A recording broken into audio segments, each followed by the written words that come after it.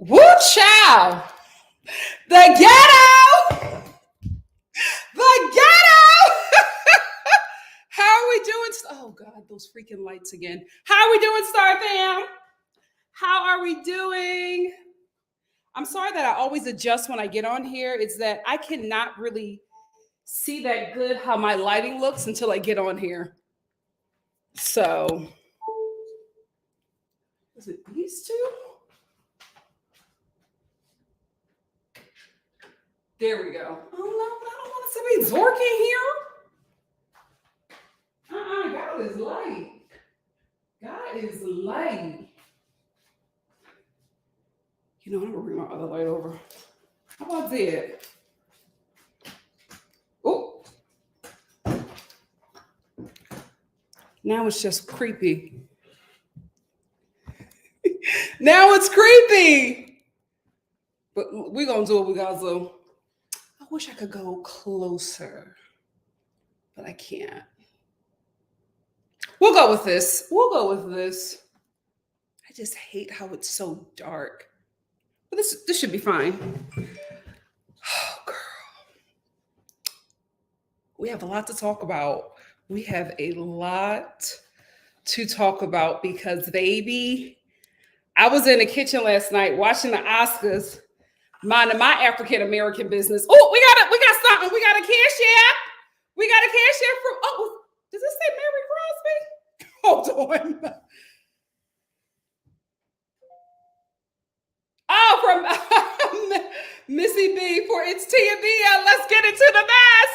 Thank you, Tia Via. Thank you so much for this super chat for the Mary Crosby boy. Women. Ciao. Ciao.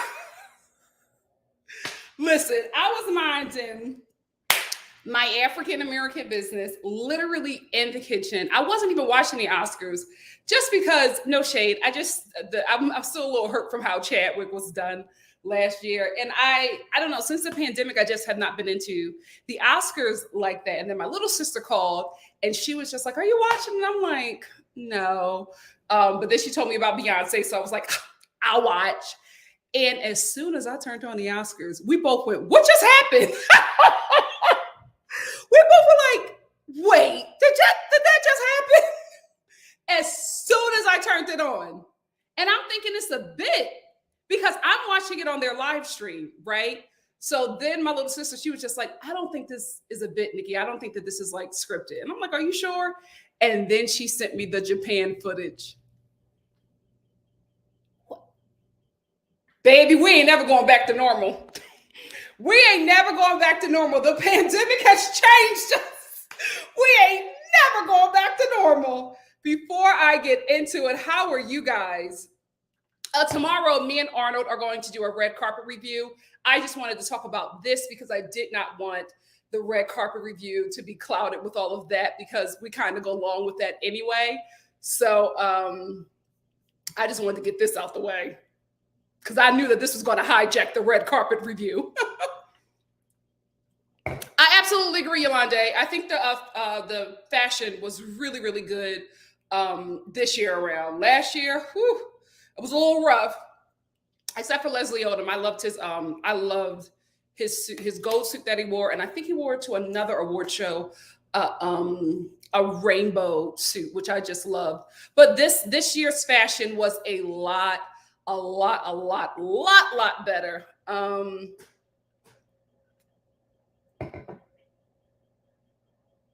What's going on outside?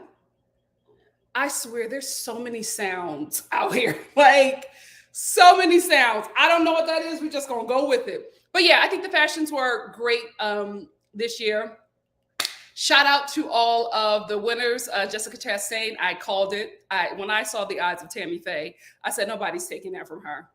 Nobody's taking that from her. I knew that she was getting that much deserved Oscar. Unfortunately, I felt like, wasn't nobody paying attention at that point. Poor thing. Poor thing. My good sis finally gets an Oscar and nobody is paying attention. Nobody.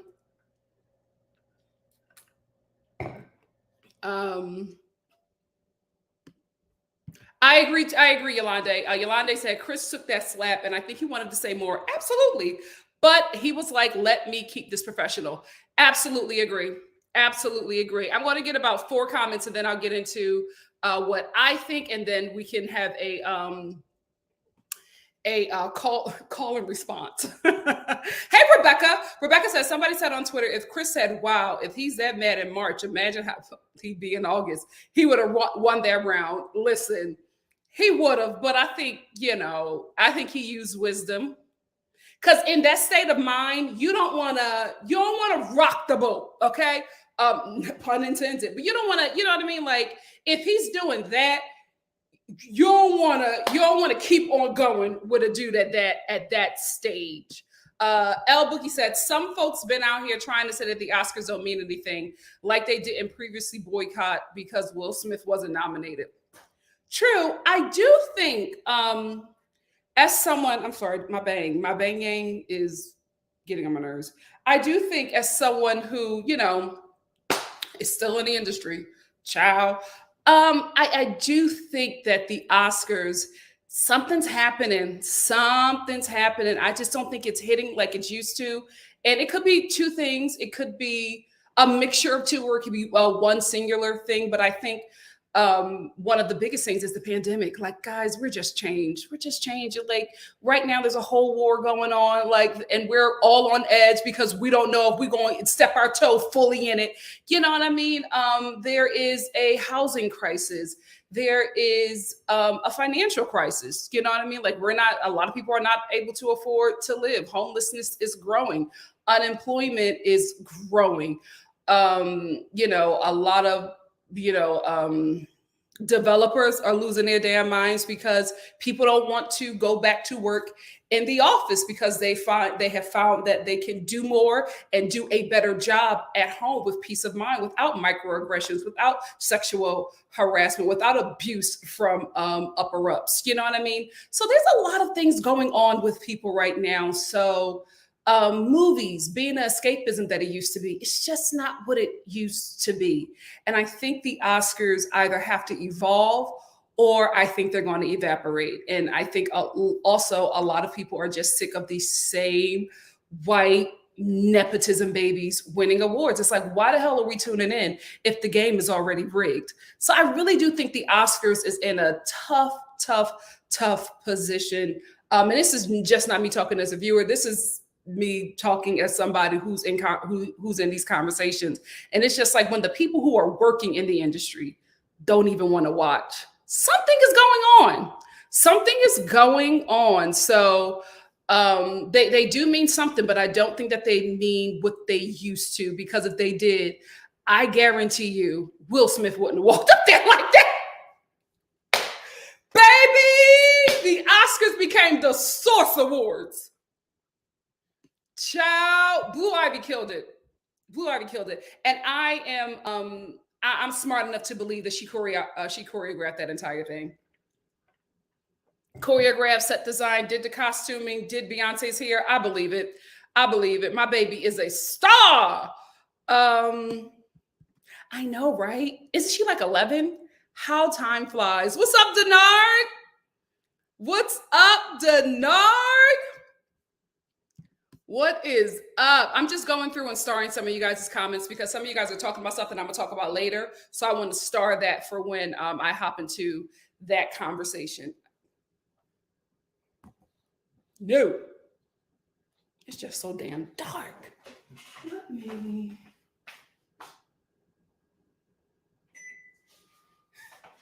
Did that bring any light? I hate that I can't use this light over here. I hate that I can't use that. Hold on. Come on in the room. Whoa. Come on in the room. It's so dark. I think I have to turn them lights on, y'all. I just don't like the darkness because God is what? Light. God is light.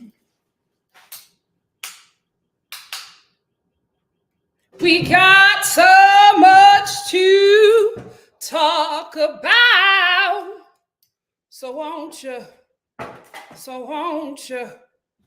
come on in the room? That's what we're gonna do.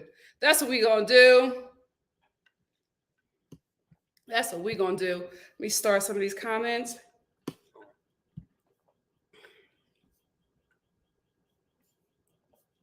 Listen, I saw that slap at the same time I turned on the Oscars with my little sister. And I mean, we were floored. Floored. I cannot wait for my studio equipment to get here because I keep on trying to find spaces to make this work, and I am going through it. Going through it. You know what? I started these because I'm gonna keep it. I'm gonna keep these starred. Yolande said, all I know is that John Travolta was thankful not to read the winner's name. He might have said Chris Rock, or if Benedict would have one said the same or others name.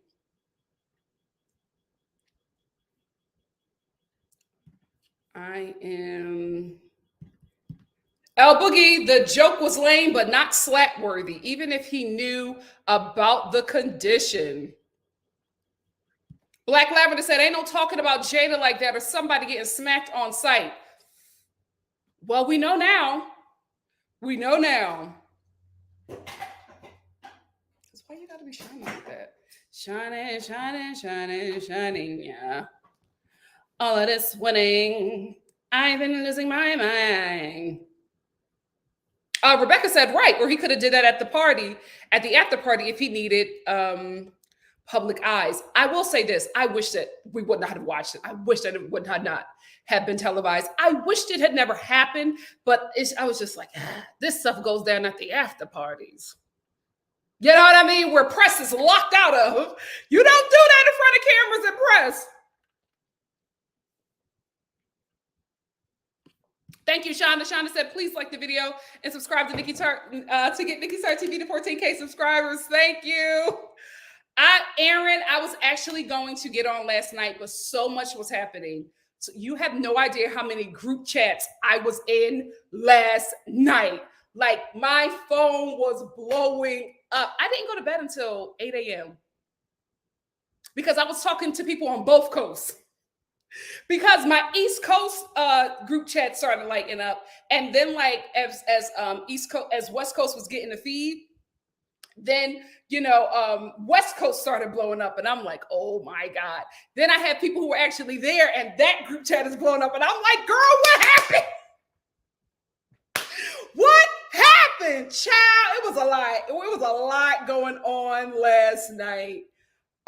Crazy Homebody Girl said, I have mixed feelings, but I'm low-key with Will. I think everybody is in that space. This is bothering me. I'm sorry. This is bothering me. Forgive me, y'all. Like I said, I'm trying to find places to... What the hell was that? Girl! Sister, I'm on live. Let me call you back, okay? Okay. All right, bye. You would know I was on live if he was watching me. Child, a prophet is not respected in his own country. Hold on. Look at me. You're getting a behind the scenes, baby. This is how we do it. This is how we do it. Sha-la-la-la-la-la. Oh my God, my mom's going to kill me for having this on the countertop. What the hell? Y'all about to see me get cussed out at my big age. Ooh. This is going to have to do it. This is so ghetto. This is so ghetto. Just like the Oscars. Okay, I think that's better. I think that's better. I got out Boogie. Hey, Kayla. Kayla said the G.I. Jane joke that Chris Rock did was unnecessary, especially to a Black woman who was going through alopecia, not physically, but emotionally. Thank you, Kaya. I'm actually going to start that comment. So this comment is going to come up again. Hey, Brenda. Brenda said, hey, everyone, did you see they're considering taking away his award? I did see that. Bad move. Bad move for the industry. I'm telling you, people are waiting to talk. Bad move, because if you take away his Oscar, you got to take about you have to take away just about every Oscar. Yeah, I'm like, the only person who could probably keep their Oscar is Jessica Chastain. Baby, let me tell you something. A lot of people was tweeting and talking about this situation, and a lot of people's hands ain't clean. That would be not a smart move if they did that, and I will tell you why. Hey, Tracy, the NikkiStar TV General said, Star family, less than 200 away from 14K. Please like the video. It helps the channel grow. We're looking to get to 5 million by the end of the year. Amen. We can do it. It's early. We can do it. It's early. We can do it. All right. I'm going to star one more comment. Oh, okay. This is a good one too. And then I'm going to get to my super chats and then we'll get started. Hey guys. Hey, Kimberly. How are you? How are you? Oh, Tiffany. That's a good comment. I'm going to highlight that one as well. Hey, Livro. Thank you so much for the super chat. Livro said, I thought the Oscars... I thought this was a classy party. Yes, Livro. It always comes back to Housewives. Thank you so much. Real quick, speaking of Housewives, the way y'all dragged Margaret Josephs to hell and back, she made some comment that she lost all respect for Will Smith. And I'm telling you, Housewives Twitter came together, and your Housewives Twitter and Black Twitter came together and got that lady out of the paint. Everybody started posting the clip of her pushing somebody's husband. I think it was, I forget her name, Danielle's husband in a pool. And everybody was like, is this you? You're on the show where you're supposed to get violent. Like, what do you talk like? Y'all shut Margaret Josephs down. Thank you, Libro. Hey, Mama. Thanks for being in the room. I'm telling you, I wanted to, as soon as it happened, I wanted to stop everything and get on with you guys. But there was so much tea going on. So much tea in the group chats. I was like, I got to wait till tomorrow. And that's why it's actually, the live is actually at this time, because I went to bed at 8 a.m. I was so tired. Simply Simone said this was definitely the most Black Oscars we've ever had. 2 Black hosts, Beyonce opening, Black influencers on the carpet, a pimp slap, and a Sunday testimony award-winning speech. Child, they ain't never letting us back. Oh, they ain't never letting us back. I'm joking. I'm going to be honest with you. Nothing is, everybody involved in this will be fine. I'm telling you. Hey, Amario said, same, Nikki. I haven't been into the Oscars or other award shows either since the pandemic started. Yeah, I just feel like there's so many things. When we're comfortable, award shows are it. When we're going through so much and losing so many loved ones, it's like, I just feel like your mind is on other things. You know what I mean? Yes, thank you to the Japanese media. Hey, Ajubi. Hey, I saw that. Don't talk about Bruno. No, I've never seen this. I've never seen Encanto, but the way my little sister sings "Don't Talk About Bruno," my God, today. You would think I've seen it. Hey, Shawanda said, Nikki, I turned on the Oscars at the exact same point as you. I thought I just watched a comedic segment. Me too. She looked amazing, but we'll talk about that tomorrow. I'm so proud of her. Hey, Carol, thank you so much for the super chat. Carol said, hi, Nikki, off subject, not a mask in sight during the Oscars. It is definitely a super spreader event because LA, their numbers are crawling. It has everything to do with the Oscars. Because what a lot of people don't know is a week before that, it's parties every day. And I could understand if this event was outside and seats were spread out, but this was in a closed event and not everybody in Hollywood is vaxxed. Now, there were people who were turned away because they were anti-vax, but if you're a big A-lister, nobody's checking for your vaccination. It's just not happening. If they want people in the seats, like I believe Beyonce is vaxxed, but I'm telling you, they wouldn't turn her away. You know what I mean? It's the newbies. Okay. Thank you so much for the super chat, Carol. Yeah, LA, New York's like when, especially in America, when LA and New York's numbers start rising, get ready, baby. And that's exactly what's happening. That's exactly what's happening. Ciao. We ain't never gonna be free. Hey, Buddha 1000 said apparently Chris Rock and Will have some beef already. Yep, because of Chris joking on his wife at the 2016 Oscars. I'm going to star that because we're absolutely going to talk about that. Monique said, I think that because of the pandemic, that no one had any motivation to show out in the last 2 years. Yeah. Now that everybody can come outside, folks were on it. True. The Vanity Fair party fashion was great too. Yep. And no mask in sight. I'm going to start that one. I'm going to, did I get any more super chats? I want to make sure I got, oh, y'all are talking in here. Come on. Whew. This is going to be a minute. I'm going to have to push back 90 Day Fiance. Hey, Sebastian. Thank you for the super chat. Sebastian said, if Will, who's considered the softer of the two slapped him, I can only imagine what Jada would do. Jada's from Baltimore. We know what she would do. Thank you so much for the super chat. That's why I'm like, there's a lot of women talking on Jada's husband.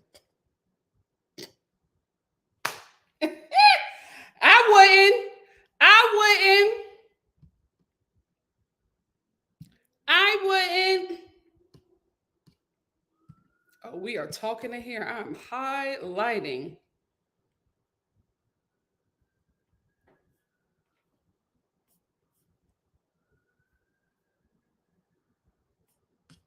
Okay. Hey, Tracy. Thank you so much for the super chat. Tracy said, remember, Will slapped the guy on the red carpet a few years back, and everybody thought it was a joke then. It happened in France. Also, Will protected his wife. Future husband, take notes, like the live. I will say this, Black men who are married to Black women, the standard is set.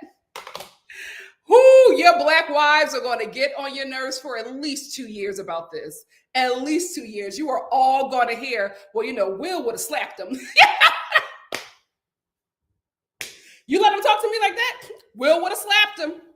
Tupac would have shot him. You know what I mean? Like that's coming. That's coming. That is coming. Oh, child, I done seen some Roman Polanski comments. That's why I think it's absolutely dangerous for the Academy to get into taking away people's Oscars, because ciao. Hey, Priscilla. Priscilla said, I think I'm more offended that the G.I. Jane joke was made in 2022. Because, can we be honest with you? From the youngest people who were able to understand that joke are geriatric millennials. Like, nobody under 30 got that joke.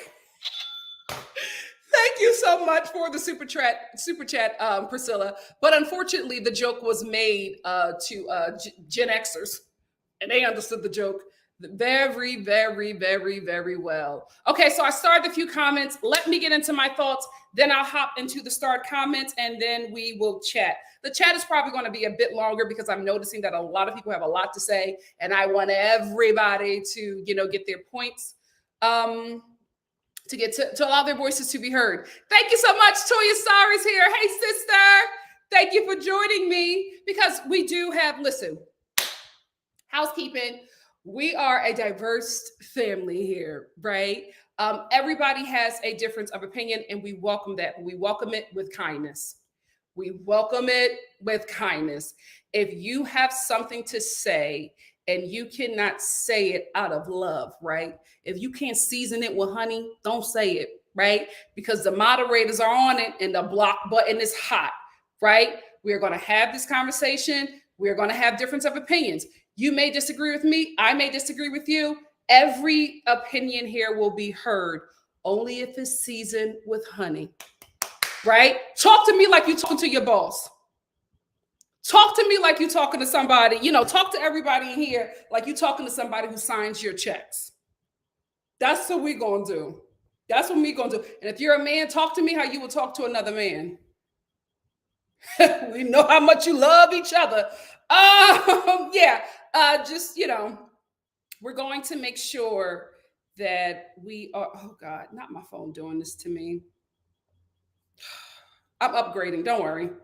I'm upgrading probably next week. Um, just because we want to be able to have this conversation.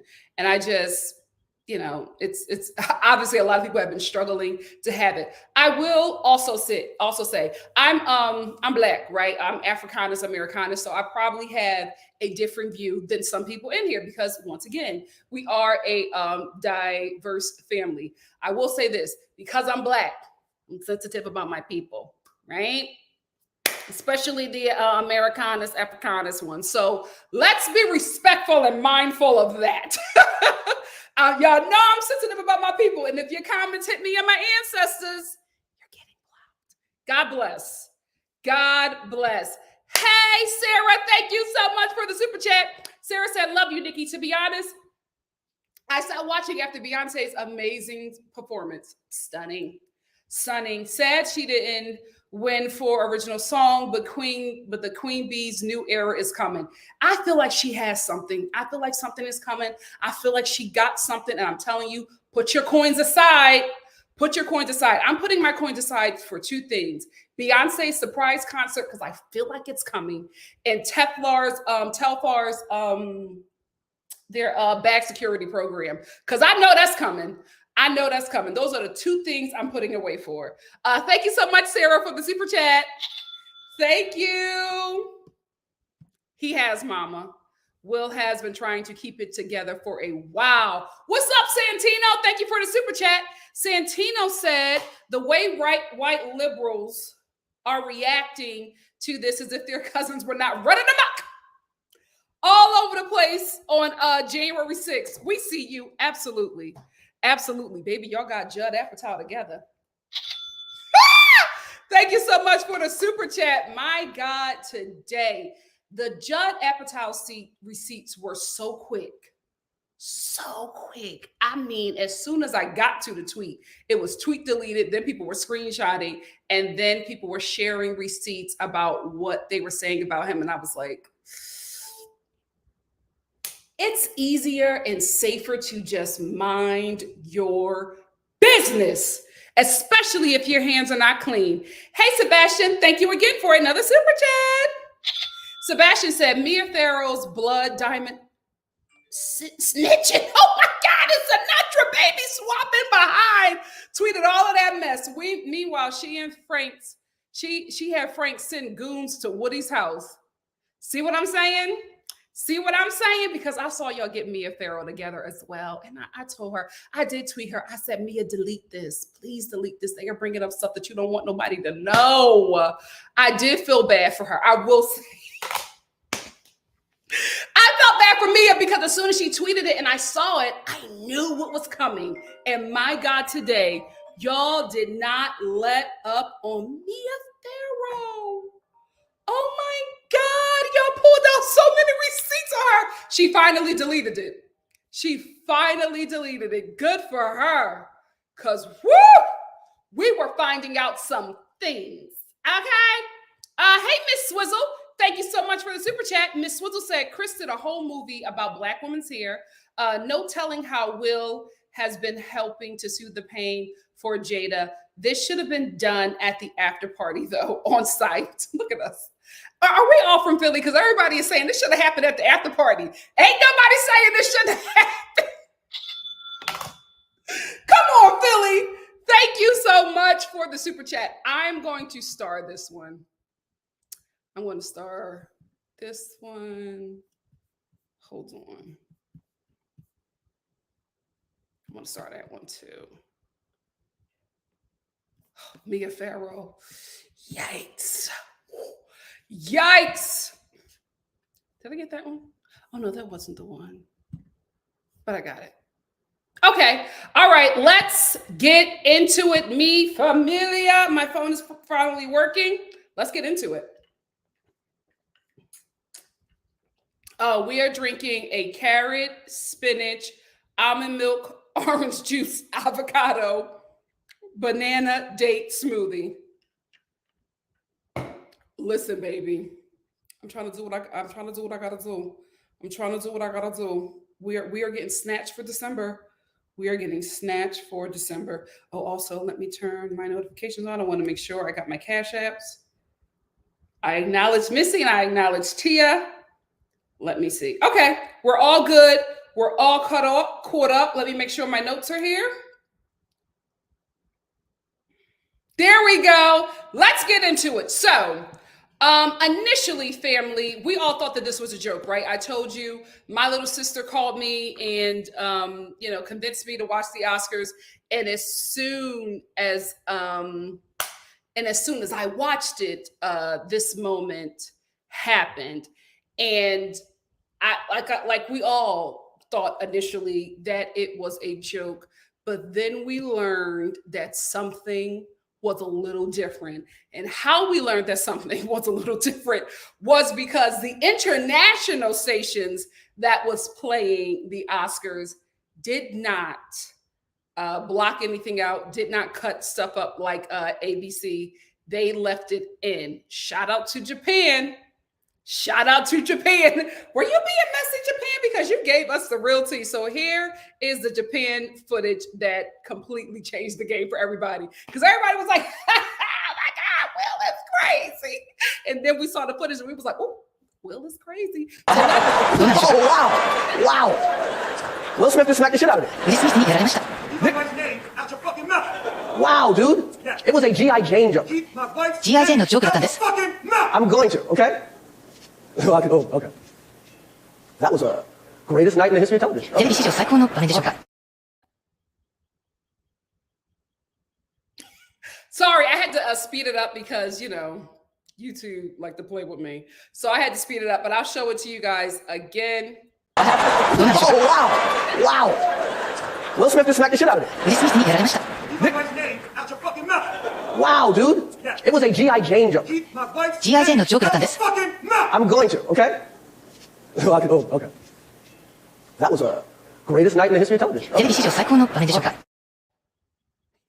Can we talk about how we were all Lupita, right? We all went on the same journey as Lupita. Lupita was like,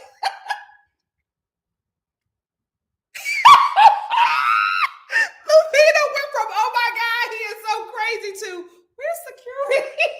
Poor Lupita.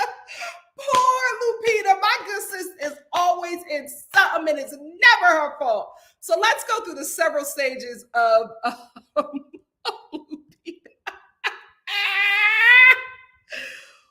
Oh, child. Sis was like, what's happening? Oh, it's not a joke. Okay, where's security? Oh, okay. Let me get my purse. Let me get my purse. Shout out to Lupita, sis. Shout out to Lupita, because we all literally went on the same journey with her, right? So now we're all realizing that this is the real deal. I can't share all of my tea, but I'll share a little bit, right? So I'm in, all of these group chats. And one thing that I did find out was that this was not scripted. It was not a joke. It was completely unexpected. Everybody in the audience thought that it was a bit at the time because it's Will freaking Smith, right? Will Smith, who was dragged by the Black community. If y'all don't know Will Smith from back in the day, let me just inform you, there was a season when the Black community was saying he was too soft, he was too, white, and, that's why white people was always booking him, and that's why he was so, white friendly, because he's white adjacent, he's not a real brother, he's not tough, he's weak, he's all of that, right? This is the image that a lot of people have of Will Smith. So when Will Smith gets up on the stage, not me. Hey, Will, I love my Philly people. So when he gets up on the stage, everybody's like, because everybody thinks that this is a joke, a bit, right? The only people who know it's not a bit is the writers. the writers and producers, who are going crazy in the control room because nobody knows what the hell to do. The audience finally realizes that it's not a game after Will the second, but it's not a bit, after Will screams the second time, "Keep my wife's name out your effing mouth." And then Chris is like, "Oh, it was just a joke," or whatever. That's when you get that nervous laughter from the audience, who was like, like, no, because they don't really know what is going on, but they know that they're all being watched. So while this is going on, the control room is going crazy because they don't know what to do, because Will Smith is in a huge category that's about to come up in like 20 freaking minutes. So they don't know what to do. All eyes right now are on Chris Rock and what he wants to do. Chris Rock decides not to press charges, not to make it a big deal. Then we have this black man come to Jesus meeting that is orchestrated by Denzel, right? So when everything's at commercial and we're all finding out during commercial that this is the real deal, Denzel is talking to Will while talking to Chris, right? Then Tyler Perry comes over. Then it was one more brother, Samuel Jackson. So all of them are like, they swarm these two men. And then Denzel takes Will off, talks to him. He gets it together. I forget who the guy was that, it was a white guy that he talked to and comforted him and had him sit down or whatever. But Denzel made sure that he sat there and he just ministered to him through that entire commercial break. And Will was just breaking down. And the word on the street is that he was just basically saying that he's tired of, his family being a butt of jokes, and tired of Chris saying things about his wife, which leads me to this starred comment, which was from, I think it was a super chat.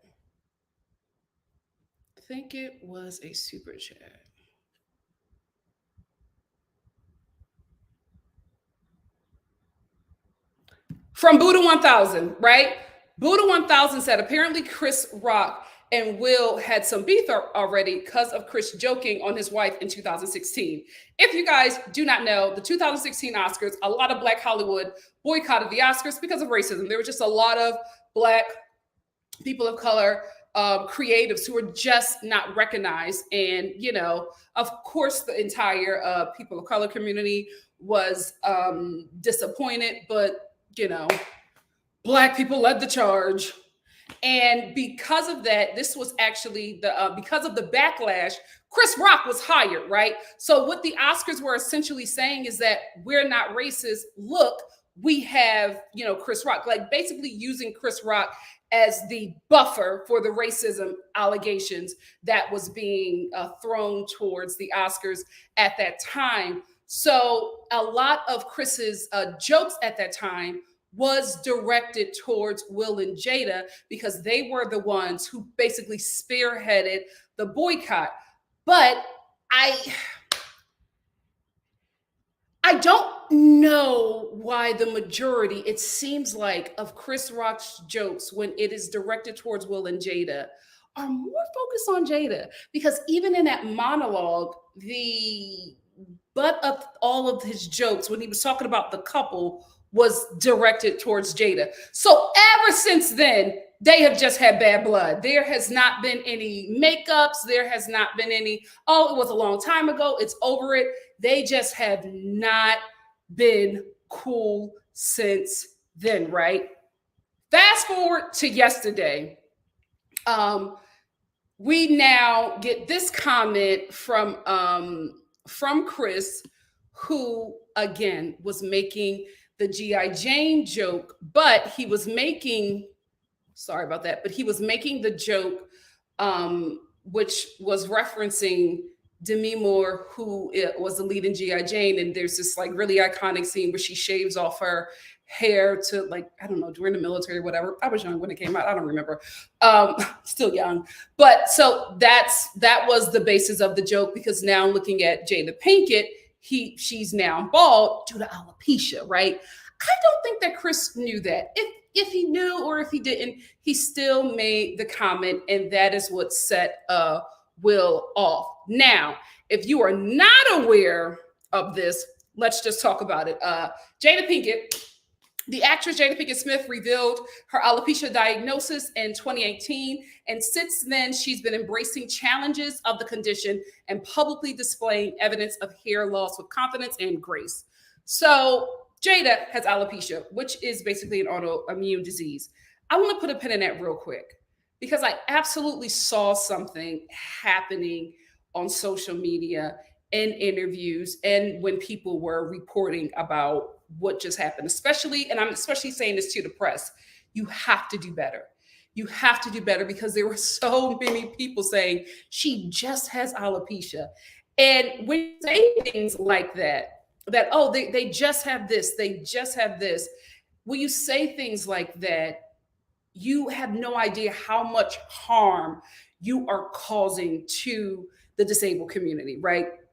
To people who have disabilities that make their body function or not function a certain way.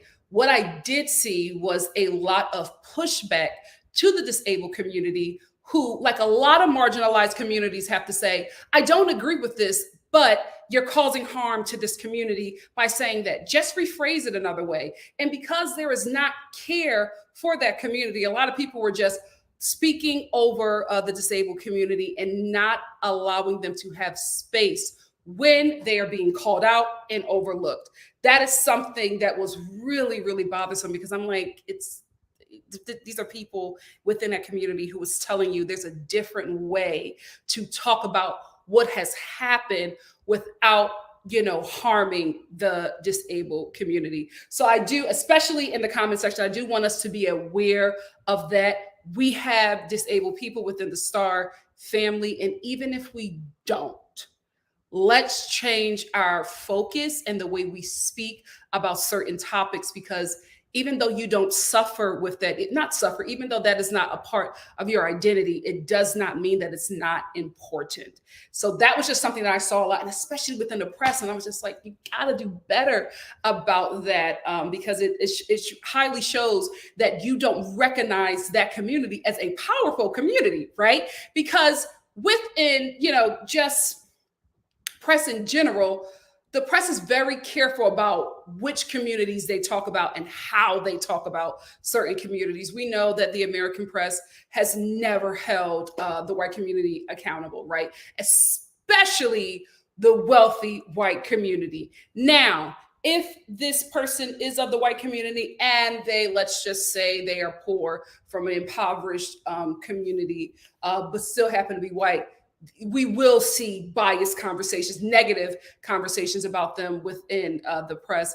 But we all know that if this person is white and wealthy, the conversation is a lot different. The conversation is a lot nicer. The mugshot will not be shown. His family picture will be shown, even though he slaughtered his whole family, right? So it's very obvious that the disabled community was being spoken about in such a way because the people who were speaking about them did not value them as powerful, did not value them as people who could take away resources from them. So let's just be mindful of that. Now, back to Jada's, revealing that she has alopecia, and that is why she shaved her head because her hair was falling out. This also goes to Black women's hair, right? And there were comments about Chris Rock.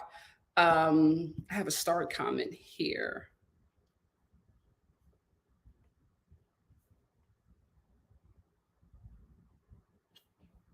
Kaya said the G.I. Jane joke that Chris Rock did was unnecessary, especially a Black woman who was going through alopecia, not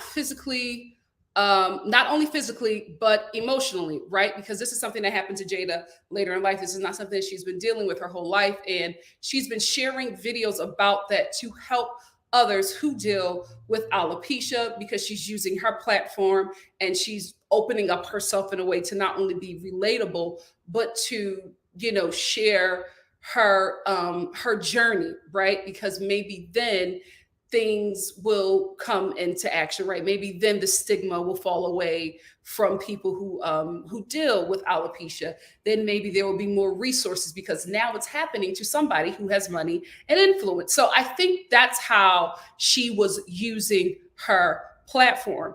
That does not mean because she's hopping on camera and laughing about shaving her head, that doesn't mean when she clicks off the camera that she's not struggling with that, right? And I think every Black woman who heard that joke, alopecia or not, understood the toll it takes on the soul, right? Because our hair is our glory.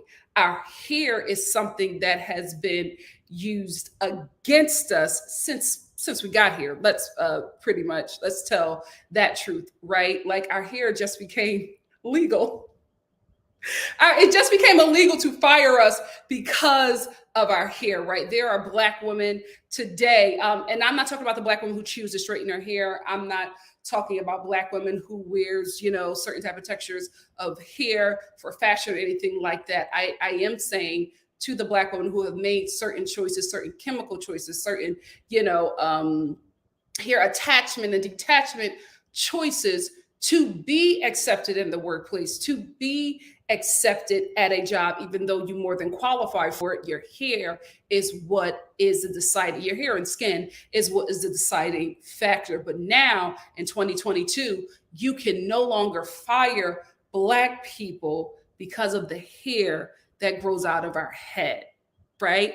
So you can't tell me that joke did not take a toll on a sister who was already dealing with that. Now, yes, there are Black women who shave their head because, they want to do it, right?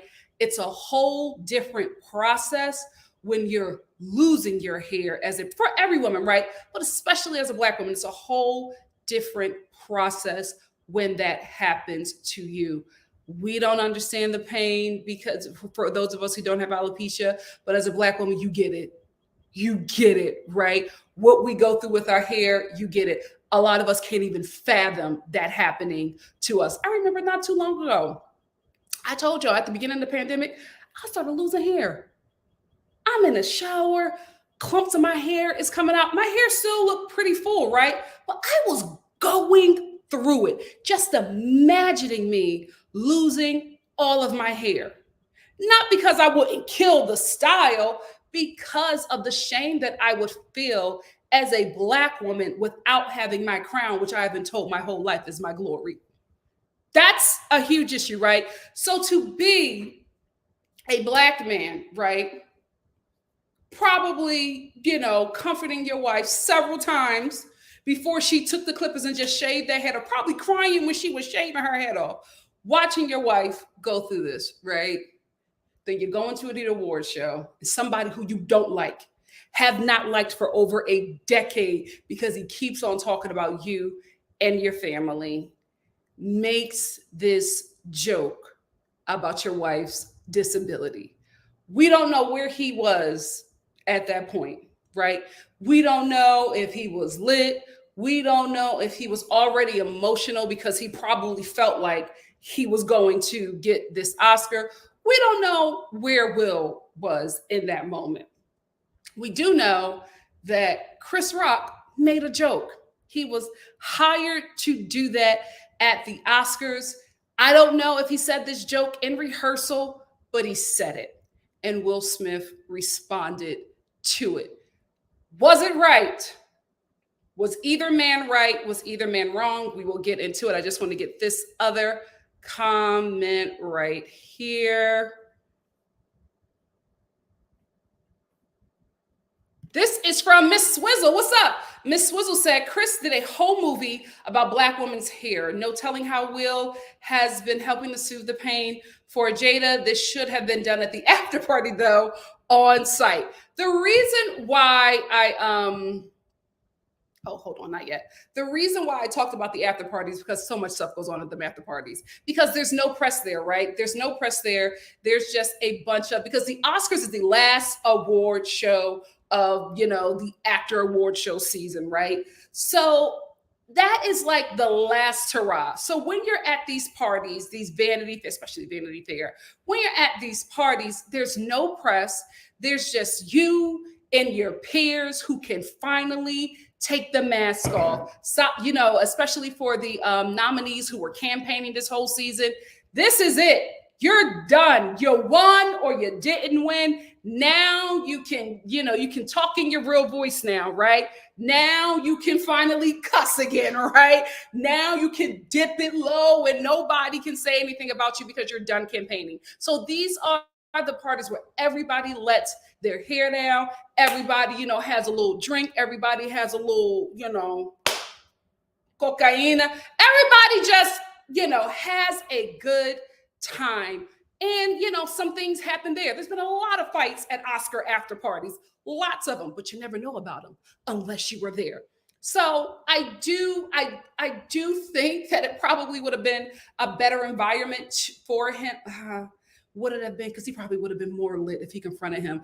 I don't know, but I do agree that I wished that if it were to happen, that it would have happened at an after party and it would just been gossip and not something that could be not only used against Will Smith, but used against the Black community.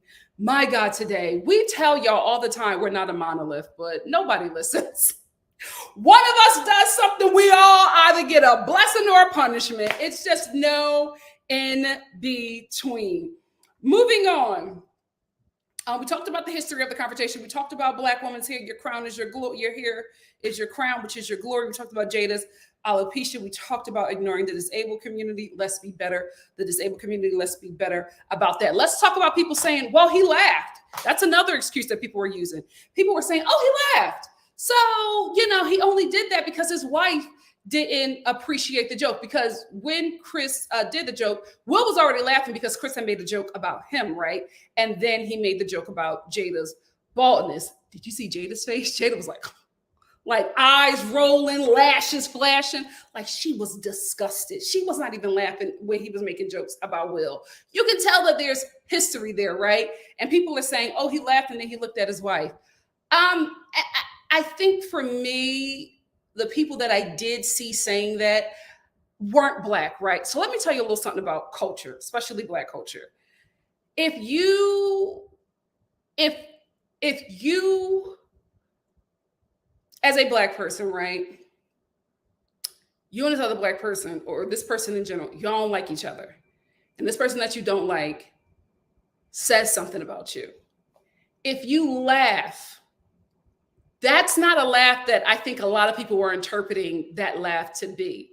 Like, Black people laugh a lot of different ways, right? And all of our laughs can be interpreted. But I want to let the non-Black people know about a certain laugh that happens when there's bad blood. This is the laugh of the snap. It's a snap laugh, right? It's the Kanye laugh. Right? Because what's happening is internally, you are saying to the sensible side of you, I'm about to lose my mind. And the sensible side of you is saying, well, you've been through enough. Go on ahead. So it's like a laughing and agreement of the carnage that I'm about to cause. So just to let you know, if you are not Black and you are in a situation with a Black person, them laughing doesn't mean that everything is cool. Them laughing means that you need to put on your Jordans or your Nikes and take the hell off, right? It's the same thing as, and the Black community knows, especially the Black American community knows this, that if we see two Black men getting into it and one Black man just laughs and goes, all right, I'll be right back. We know what's about to happen, right? So when we hear that, we hear the laugh because we know right now it wasn't nothing sweet. Why is he laughing? Oh, he'll be right back. We know what that means. We know what that means, right? He's about to shoot up the place. So even though he's laughing, we know what's about to happen. He's laughing, but there's a lot of people who are about to be rest in peace. So we know what that means. So there were a lot of people who were interpreted as, oh, he laughed at the joke. I'm like, That was his, internal monologue with himself. That was him getting the agreements. And that was him laughing at the fact that I've tried it. I've done enough. I am done. That was the snap laugh. So if you don't know, now you know. When a Black person laughs and you're in a disagreement, talking is done. There's no more talking. Violence is coming. Violence is coming. And I know we all say that violence isn't the answer. And I absolutely agree with you, right? I do think that violence is not the answer all the time, right? Because I, as an American, and I think that every American here, cannot say that violence is not the answer as an American. I've seen people say that, and I get it. I absolutely understand it, but I'm like, America. Because as soon as you start saying that, other nations be looking like, oh, really? Violence ain't the answer? I know that's not you talking, America. So just be very mindful of that, like what you consider violence, right? Are you talking about the violence that you can see and not the violence that your tax dollars is going to? Like, what violence are we talking about, right? Are we just talking about the ones that's just on camera with people that we think are supposed to be docile and take all of the abuse that we send their way? Or are we talking about how our nation nukes nations every freaking day? Are we talking about that? Like, what do you consider violence that you actually care about? Let's just be very careful of that, because I had to check myself too. Because I was like, oh my God, there's a better way. And then there were a lot of people on Twitter like, I can't believe the Americans are saying this. And I was like, yeah, you got a point. You got a point. There's nothing wrong with a little self-own and self-reflection. Let's talk about let me tell you something. There is a squirrel in my yard, and my God, he is eating. I don't know what he's eating out there, but he is getting huge. Anyway, let's talk about the fact that this was a joke, right? Let's talk about how Chris Rock was hired to be there to tell jokes, because he's a big comedian and people want to see this man on this platform. Like that's why Beyonce is there, right? That's why, aside from Will Smith being nominated, you want to invite him because you want people to watch the show. That's why Denzel Washington was there. That's why Tyler Perry was there, because you can say whatever you want about Tyler Perry, but he has a huge audience who watches, and the Oscars want that audience. That's why Billie Eilish was nominated, right? Because you want the young people to watch. Like these people are not, yes, they're nominated, but a lot of people are invited. Hey, LaShonda, thank you so much for the for the Cash App. LaShonda said, check your Instagram from Love by You. Okay. Thank you so much. I will. Thank you. Like, these people are invited because you want the views, right? So that's why Chris Rock was there. You want people to tune in because you're just like, Chris Rock is going to be there. He has a huge community. He brings the numbers, and Chris Rock is funny. Whether you believe that he's funny or not, he's funny, right? So he was there to tell the joke. Where the only place that I think Chris Rock was wrong at, two things. One, he told a joke about people who he already had an issue with, right? It's like, if you already know, these people have already been vocal about not liking you and wanting you to stop talking about them. It's like, we all know not to poke the bear. It just was a joke that should not have happened to people that you have bad blood with.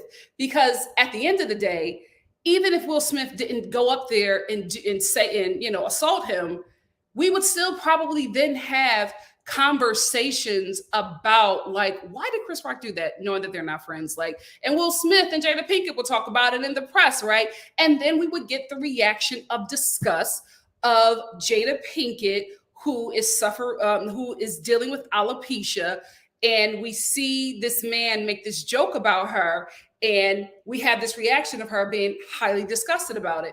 Who was going to ask her about that? Press. Yes, I know people say that bad press is good press, But when you are making fun of somebody who is suffering with an autoimmune issue, I don't think that that ever goes, that will ever be something. Forgive me, I'm trying to correct my words and not saying suffering. That is dealing with an autoimmune issue.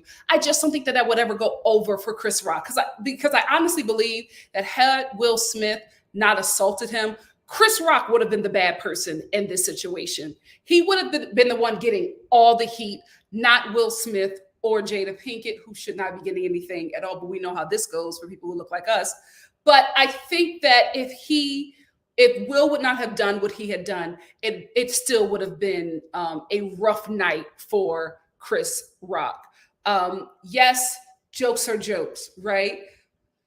It does not mean that you are free of the consequences of your words, right? I am somebody who, I do this. I know I'm coming up here to entertain you guys, crack jokes, have you guys laugh about certain things at the expense of reality TV stars when I do the shows that I review. And I have also told you that the only reason why I don't do why I don't talk about sometimes I talk about hot topic issues when I feel like it affects something that we talk about here, but why I don't crack jokes about that, because that's real life stuff. What I know, having the knowledge that I have about reality TV, I am cracking jokes about a scripted TV show. So that gives me more freedom to go there about certain things, because I know that this is not real, right? I know that I'm cracking a joke on a performance that was put together for our enjoyment. And yes, reality TV is called reality TV because a lot of real things happen throughout the season that you just have to make it work. But a lot of it is scripted. I also know that when I'm on here saying these things, I have to be responsible for what comes out of my mouth, right? And I have to be responsible about how people digest it, because I'm saying these things. I'm affecting somebody in some way, which is why I always say, I'm not above an apology. Okay, I'm not above getting something right, because although I think it's funny, you might not think it's funny.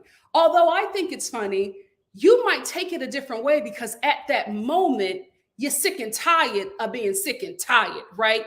So if I probably caught you 2 days earlier, it would have been fine, but I caught you right now when you're done. When you're done with the jokes, you're not laughing anymore, you're sick of it, and you just have a different reaction. I am responsible for that, right? Not saying that if somebody jumps on me and, tries, because that's another thing. I say what I say because I can talk my talk, because I can fight. Ain't none of them Creole broads from the Real Housewives of Potomac beating me up, right? Know your targets. Know your audience, right? But what I'm saying is, I am not responsible for somebody getting violent or crossing the line. I am responsible for how I made them feel, because if I said something about them and they did not take it in a way that I sent it, then I have to get that right. Now, you might not feel like that, but as for me in my house, this is how I feel, because I would want the same thing done to me. So yes, it was a joke, right? But if you are in that position of comedian, of host or whatever, it is your responsibility to make sure that joke lands. And if it doesn't land, you got to get it back. You got to get it right. And you also need to know your audience. You just can't say, oh, this person, they're not smart enough to get it, or they're too dumb, or I'm above what they're talking. What I'm talking about is above their thinking. No.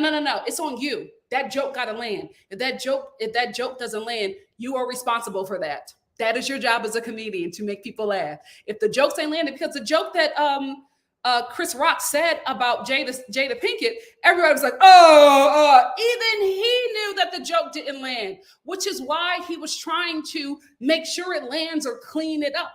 That is his job. That's what he was hired to do. That is the position in which he put himself in. So you have to be responsible for that and make sure that joke lands. Violence is not the answer. all the time. I do want to tell you, let me get this.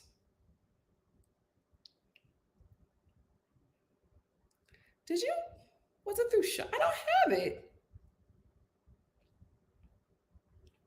I don't see anything. Is it a hidden request? I'll look again. I don't see anything. Send it again. I don't see anything. Quick story. I was in Inglewood at a comedy show. And to reiterate, I was in Inglewood at a comedy show. This guy, this comedian, funny guy, right? He decided, killing it. So I don't know why he decided to do this. He decided to start making jokes about Crips. I'm in Inglewood. What are you doing? I'm like, the whole audience was like, what are you doing? Right? So he all of a sudden his sets turned into all these Crip jokes, right? Me, as a Black Philadelphian, I don't know about this world, but I got enough sense to know that if I'm in Inglewood, if I'm in LA, I'm not making jokes about Bloods or Crips. I'm just not doing it, right? Or Mexican people, okay? Don't do it. Not that I've done it. I'm just saying, stay woke, right? So as soon as he starts going on this tangent, right? I'm like, you're not getting any jokes. It's just little nervous laughter. I start grabbing my purse, looking for the exit, right? I done wore these shoes that I can't wear because I'm in Inglewood. I'm trying to get a black man. It is what it is. I can tell my business. I don't care. So I'm now adjusting, clutching my purse, looking for the exit, adjusting my shoes so that I can flip them off, put them in my hand, and take off running. This fool don't get it. I don't care that he's from Detroit. He just doesn't get it. I'm like, we were falling over laughing in the beginning. Now it's just nervous laughter. He's not reading the room. He's not reading the room. All of a sudden you hear this hearty, deep, like Black man voice. And you hear this man go, ha, ha, ha, keep talking. I'm like, oh my goodness, God, I just wanted to be around Black people. I didn't want this to be my last time being around Black people. What does a comedian do? He keeps talking. I'm like, what? Where are your social cues? Like, why don't you get it, right? So then we see this Big Tim rest, like he put his foot on the stage and went, boom, keep talking. And then he starts eating. Like, first of all, the way he was eating his chicken was like it was popcorn. And he's just eating the chicken. And then you hear somebody go, man, tell the comedian to shut up. Then the guy sits up and he goes, keep talking. I look over, this brother is draped in blue. Finally, they cut this fool's light. They start putting on a red light. He's like, all right, my time is done. I don't know what happened to that man. All I know is that I got the hell out of that situation. Read the freaking room. As a comedian, that is your job, to read the room. If you make a joke and the crowd goes, go another way, go another direction. Like, why do you stay there and keep going down a road that is not working for you? Chris Rock is a genius, right?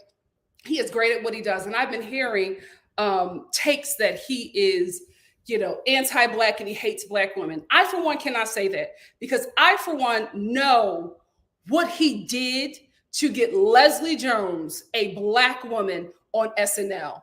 So I can't put that on him, because had it not been for him, she would have never been on that show. And had Leslie Jones not been on that show and been vocal about what has been happening with the casting concerning SNL, a lot of other Black female faces would not have been on that show. So not only did he change the trajectory of her life forever, she then changed the trajectory of other Black female comedians, Black female actresses forever. So I can't put that on that man, because I know what he has done. I think that this was just an unfortunate mistake for him and Will. I honestly do. I think that he just didn't read the room. he didn't read his target, right? If if you come out already and you see the people that you're going to make these jokes about and they are already looking at you in disgust, move on. Move to another joke. You're a genius. You do it off the fly. You've been doing it since you was 14 years old. You know exactly what to do. He just didn't read the room, and that's where I feel like it's his only mistake that night was that he did not read the room, and he did not read his target. Unfortunately, Will, after he assaults Chris, he then receives his first Oscar. First and only, I don't know.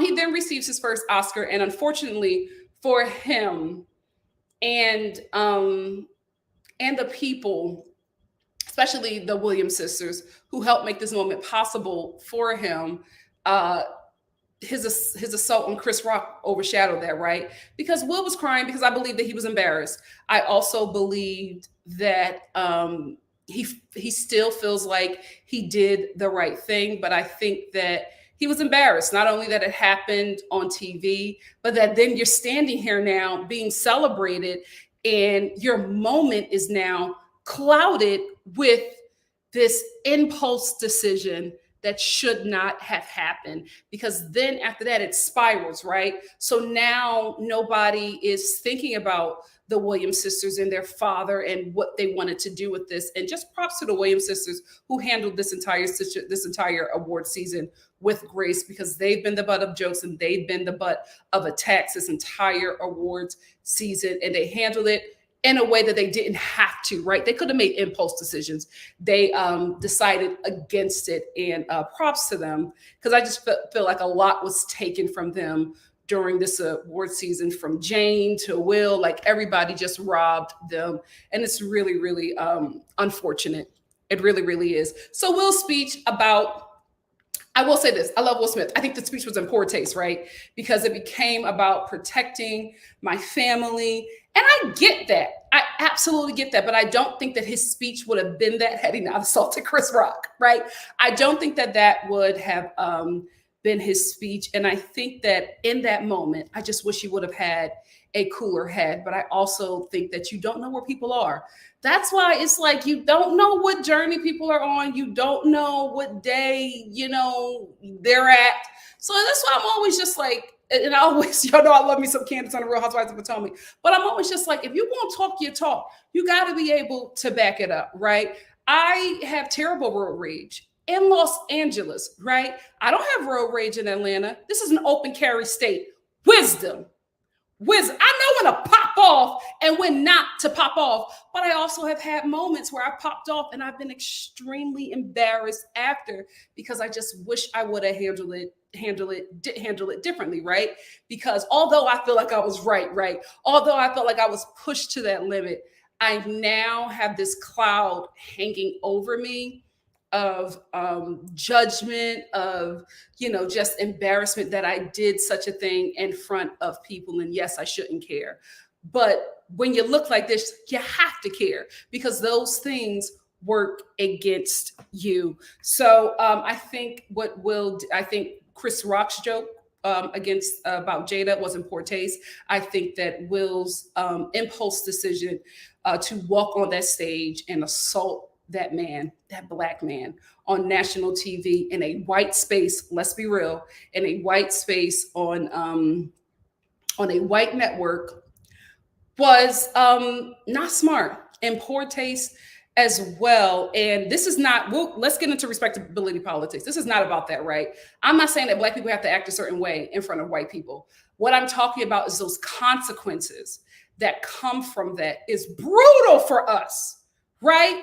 Brutal for us. So it's just like that big impulse decision is just going to have such huge backlash, like we saw on TV, like we saw on social media, with a lot of alabaster people all of a sudden, clenching their pearls at violence. Let's talk about that for a second. There were a lot of alabaster people clenching their pearls about what happened. Let me get to this. Let me get to these tweets. Chris Rock's joke was inexcusable. Slapping people is also inexcusable. When grown men get away with this on TV, it sets a precedence in homes, in public. Hold on, let me get this off. In public, that this is okay. Slapping people is not okay. Caitlin, please shut up. Please shut up. Right? Because there were a lot of these kinds of tweets, right? From a lot of Alabaster people. And because, I used to work in press, right? So I'm a little investigative reporter myself. From all of those tweets that I saw, I had time to scroll back to January 6, 2021. Nothing. Not a damn thing. Nothing. Your people were literally at the Capitol ready to lynch the Vice President of the United States of America. Not a damn thing. Not a damn thing. But this right here, this slap got you clenching your pearls, and now you think that everybody in the world is going to start getting slapped because of what Will Smith did. Then you got Judd Apatow saying that Chris Rock could have killed him. Then you got people saying that he's murderous and that he's violent and that Will Smith should be arrested. You have people actually calling the LAPD to come and arrest Will Smith for slapping Chris Rock. I want to point out, y'all don't give a damn about Chris Rock. Y'all don't care about him or his well-being or his safety, but you're salivating at the opportunity to slaughter a Black man. Because why in the hell are you calling the LAPD the most violent and anti-Black over the NYPD? Police, you know what? Police company, what they call them? Police force of the United States of America. And I live in LA. You can't tell me. You can't tell me. And I'm from Philly. Okay? So I know what the hell I'm talking about. Why in the hell would y'all want to call them to arrest Will Smith? What do y'all think is going to happen? You know he's not getting arrested. Y'all know how stuff ends for Black people. And it's the same thing. It's the same people with ACAB in their profiles. Black Lives Matter. How the hell Black Lives Matter if you calling the cops on them? Now, I don't agree with Will Smith slapping Chris Rock. I don't agree with that at all. What I am happy is that there were enough Black men there for them to have a Black man meeting and come together and be like, come on, y'all, let's, enough Black old heads in the building to, fix that situation. But I'm just like, how dare you? But see, this is what happens with Black people in this nation. And this is why it's always so hard being a Black person, especially a Black woman, right? Because in the moment that one of us does something that is inexcusable, you go from checking them, like this is ridiculous, this is wrong, to all of a sudden, like you can't even sit in the checkation, right? You can't even sit in the, discipline of it all, because you have to immediately go to defending their lives. That's what it is for us. That's what it's like being Black in this world, especially in this nation. Like stuff ends one way for us. One way for us. And it always ends in violence or our lives ending, right? There are people saying, oh, he's just going to get arrested. We don't know that. But we know how it ends for us. So every Black person is just like, Will, I can't believe you did that. That's wrong. Wait, do what? Hold on. Wait, no, we don't want him dead. Like, that's where we have to go with the situation. So we can't even sit in it, right? We can't even sit in the discipline. We can't even sit in getting our community together because we have to immediately go to defending the lives of the offender. You don't want to defend this person because what they did was wrong. But you have to jump in and defend them because there's non-Black people who want them dead. And it's like, damn, we can't make a mistake. We can't have a bad day. We can't do something stupid without it ending with people wanting because I don't care what nobody say. I don't care what nobody say. If you call the cops on a black person, you know how you want that to end. Which is why so many black women suffer in abusive relationships, because we know that if we try to get this man arrested, we know how it's probably going to end for him. That's why we're always calling cousins and brothers or whatever to take care of him, because we don't want the fool dead. We want him out of our lives. But that's a decision we have to think about, right? You sitting here like, this fool is beating up on me. I want him out of my home. But I know possibility he could die. And that's rested upon me. Why would you even think to go there? Why are you calling him murderous and violent? Why are you saying that he could have killed Chris Rock? So we're all black people are going from this is wrong to what? Chill, wait, now we got to defend this black man that we're trying to check. There's no time to do it. There's no time to do it, because as soon as we mess up, everybody want us dead. And there's just nothing that's going to change about that, because I can't say nothing about conservative Twitter. I ain't on conservative Twitter. I ain't on conservative Instagram. I'm barely on Facebook, right? My life is real blue. It was blue alabasters with Black Lives Matter in their bios, calling this man violent, aggressive, thug. Hold on. Where's Carol? Where's Carol? Oh, that's a good tweet. You can't say violence is never the answer, and then in the next sentence, call for the LAPD to arrest Will Smith. Let's talk about Carol. Oh Lord, they got her together too. Carol from the Real Housewives of New Jersey. What the F? Will Smith got beats with Chris Rock.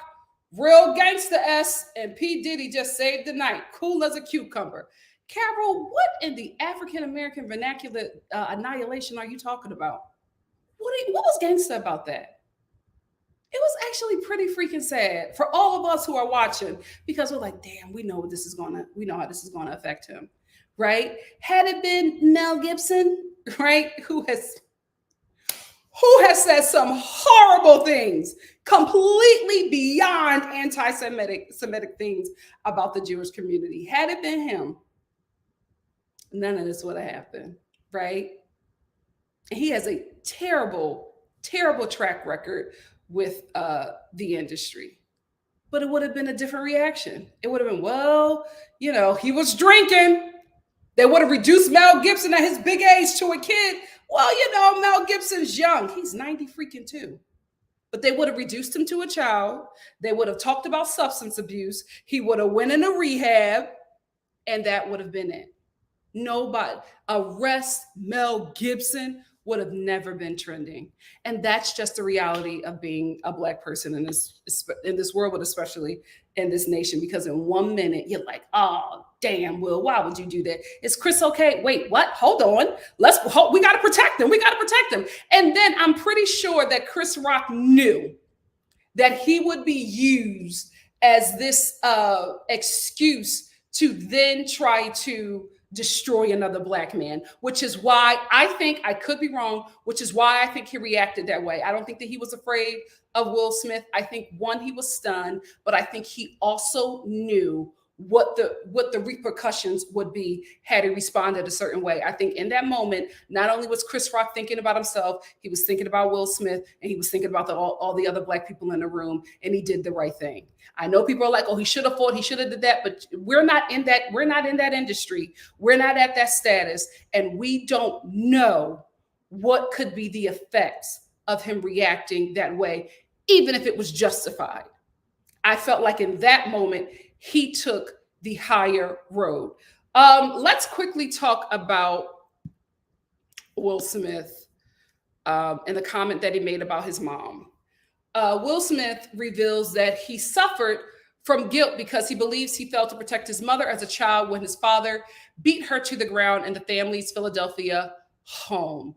The Men in Black star recounts a domestic abuse in his new book, Will, and called the traumatizing attack a defining moment, according to an excerpt of the book published in the Sunday Times. When I was 9 years old, I watched my father punch my mother in the side of the head so hard that she collapsed. I saw her spit blood, Smith writes in his book. Smith's father, Willard Carroll Smith Sr., and mother, Carolyn Bright, eventually split when Will Smith was a teen and divorced in 2000. But the effects of that one night at their home have lingered on. Within everything that I have done since then, the awards and accolades, the spotlight and the attention, the characters and the laugh, there has been a subtle string of apologies to my mother for my inaction that day, Smith says, for failing her in that moment, for failing to stand up to my father, for being a coward. Not saying that this justifies what he did, giving context to why I believe he made that decision.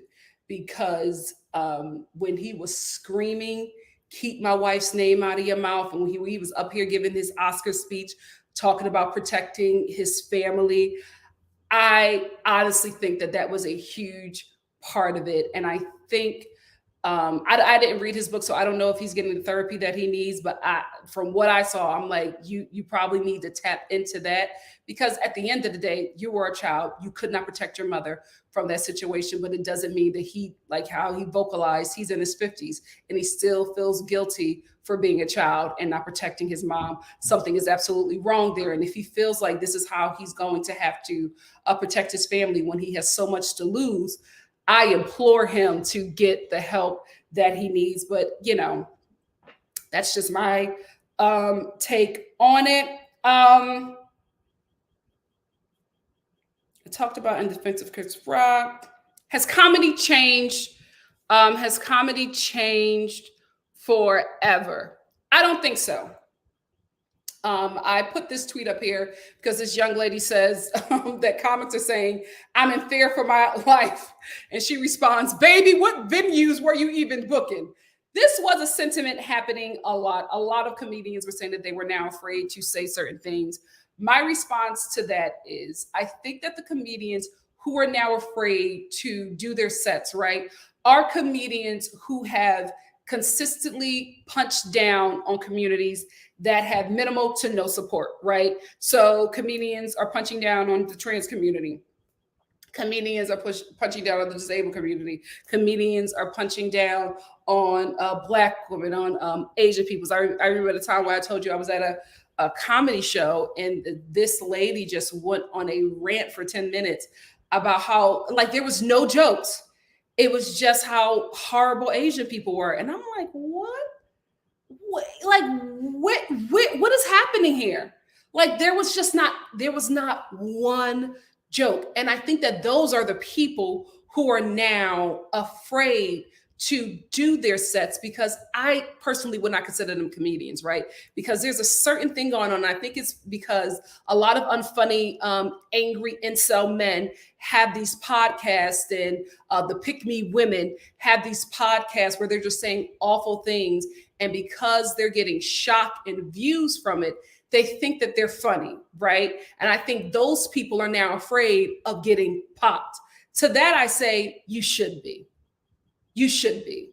So I don't care if those people are now afraid to do their punch down jokes, right? To say that dark-skinned women are ugly and need to be abused, and that women should be beat and raped and put in their place, or just making fun about the disabled community and about their physicalities, or making fun about the trans community, and, you know, saying that, you know, they're not this and they're not that, and pick a space or pick a side and all, you know. I don't care that you now are living your life in fear, right? Because you've always lived that way, against communities that have power. There's a reason why you don't make jokes about Black men, right? There's a reason why you don't make jokes about white men, right? There's a reason why you don't make jokes about, you know, millionaires and billionaires in the United States of America. There's a reason why you go after working class and impoverished communities. There's a reason why you make jokes about women, because you didn't feel any power in those communities. And now you all are trembling. You're scared that you're going to get popped. You should be, because I think also and this is just me speaking as being a Philadelphian. Shout out to Quinta, because they were asking her about what she saw, and she was like, well, it's a very West Philly, way to respond to things. So speaking as a Philadelphian, shout out to Northwest and Mount Airy. I grew up in a place where it's, where the F around and find out city, where the talk get hit city, where where there's a culture where if you talk your talk, you better be able to back it up. That is how I grew up. I know that not everybody grew up like that, right? That is how Will Smith grew up, right? That's just the culture of where we are. So I knew when to speak and when to shut up, right? And I think that for some reason, a lot of people have just been able to walk around and verbally abuse people without any kind of consequences. I cannot believe the words hurt as hard as a punch generation is sitting over here acting like what they saw was just so, just outlandish. I'm like, we literally saw like thousands of people try to kill the vice president a year ago. Like, I can't believe this is why you're clenching your pearls. I can't believe that this is the thing that you think is going to end comedy and end the world. Like, the world is ending because of this. The world is ending because some Black man who you thought was docile had enough. Is that what that is? But I think that so many people just have not had consequences concerning their verbal assault. And I think a lot of those people are the ones who are very shocked about what they saw, because you have gone your life just saying every and anything to anybody with no consequences. So maybe you're shocked by that. I know a lot of people, myself included, I was just disappointed. I wasn't shocked. Like, that doesn't shock me. It doesn't mean that I grew up in a violent place. It means that I grew up in a place where your words had consequences. Your freedom of speech is not freedom from consequences. That is the culture I know. So for me, it wasn't shocking. It was absolutely disappointing. And it was disappointing because this: Will Smith, Jada Pinkett Smith, Chris Rock will be fine, right? There are a lot of people outside of the industry who are just like, oh my God, their careers are going to be ruined. Industry people are like, oh, they're about to get paid. Chris Rock is going to get several Netflix specials, right? He's also going on tour with Kevin Hart. His tickets are going to sell out. People are going to want to hear him talk about this. Jada Pinkett and Will Smith are about to do a red table talk. They're going to break Facebook. They're going to break the internet. They're going to get sponsorships out the wazoo. Chris Rock is going to get sponsorships out the wazoo. This probably, if they're already billionaires, this is probably going to make them triple billionaires. They are all going to be okay. My disappointment in their actions is very layered, because you would think that these men, especially Will Smith, would be above it, right? You would think that Chris Rock would know better. I'm also disappointed because I know that this now closes the door for Black people, people of color as well, in this industry, that Will Smith and Chris Rock, that door that they opened, I know if it didn't close it, it made it a lot harder to get through.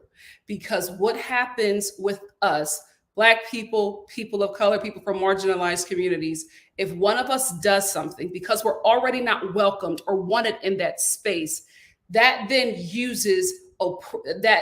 oppressors then use that to justify why we're not allowed at the table. Listen, I say go the Oprah and Tyler Perry route and build your own table, but not everybody has that in them. Not everybody is a leader or a trailblazer. So it's just very unfortunate, because I know that unknown actors who don't have nepotism, I know unknown Black actors, Black actors who don't have nepotism to get them in the room or riches to get them in a room are going to suffer. Will Smith, Jada Pinkett, and Chris Rock will be fine. We'll be fine. If anything, they're going to make a lot of money from this. And even if they decide to, bury the hatchet behind closed doors, when they finally bring it to Oprah, they're all going to make money. So this is just, I'm not saying that this is a setup. I'm not saying this is a money scheme for them. But what I am saying is they're going to be fine. The people who look like them, who don't have the resources or nepotism, they won't be. They won't be. The door, if it's not shut, is going to be harder to get through.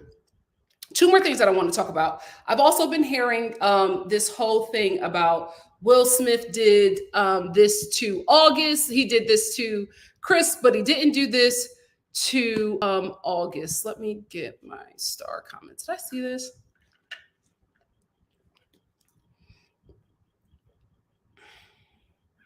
This is from Diamond. Diamond, I love you. I'm not checking you. I just want to speak on it. Diamond said, and furthermore, how is it okay for Jada to sleep with another man and to only slap a man that makes a joke about her hair? One, we don't really know the details of that. I think that they had an open relationship. Who knows? Because they were speaking in code, okay? They were speaking in Morse code during that red table talk. So nobody knows what the truth is. But I do want to say, when we make comments like that, we remove Jada from the conversation and we put her importance on the men, because I've been seeing that a lot. Like you're valuing how the men react in their opinions, but you're not valuing the woman who was in that, right? And we don't know if they had an understanding, if that situation was already taken care of before this, right? We don't know what was said. She probably had time to prepare her husband to not go after him. Like, we don't know what that situation was, but I do hear that a lot. And I'm like, there's a whole human being involved in this, and everybody's taking away her agency and giving it to the men who have, to be honest, disrespected her.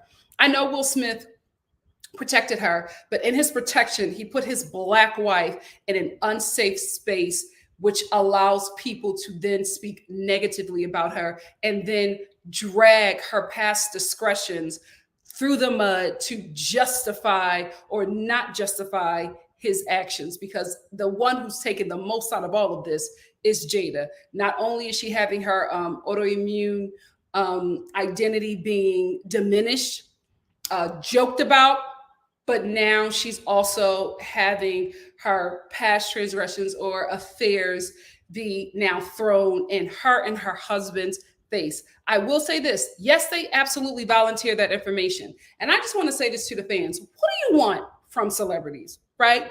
Because we see this a lot. We see people, the fans or the stands, wanting them to be relatable, to talk to you, to share things with you. And then they share these things with you and you use it against them. So what do you want?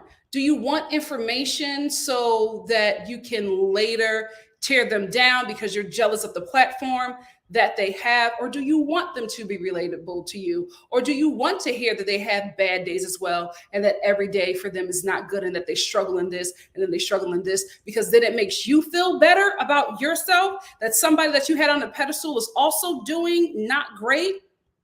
Like, what is that? What are you desiring from them? Because, Jada has been an open book.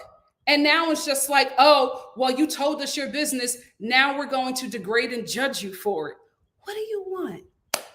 I think when the people who desire that are clear about it and probably really honest, it's just like, I just want their downfall. I just don't want them to be in a good place, because I would rather be there. And because I can't be there, I want to make sure that while you're there, you're having a miserable time.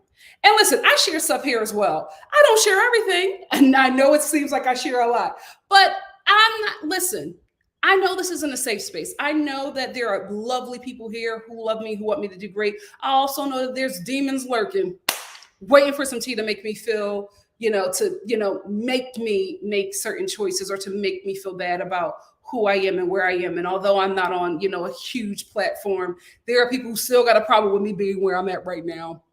It is what it is. On my brokest days, I had haters.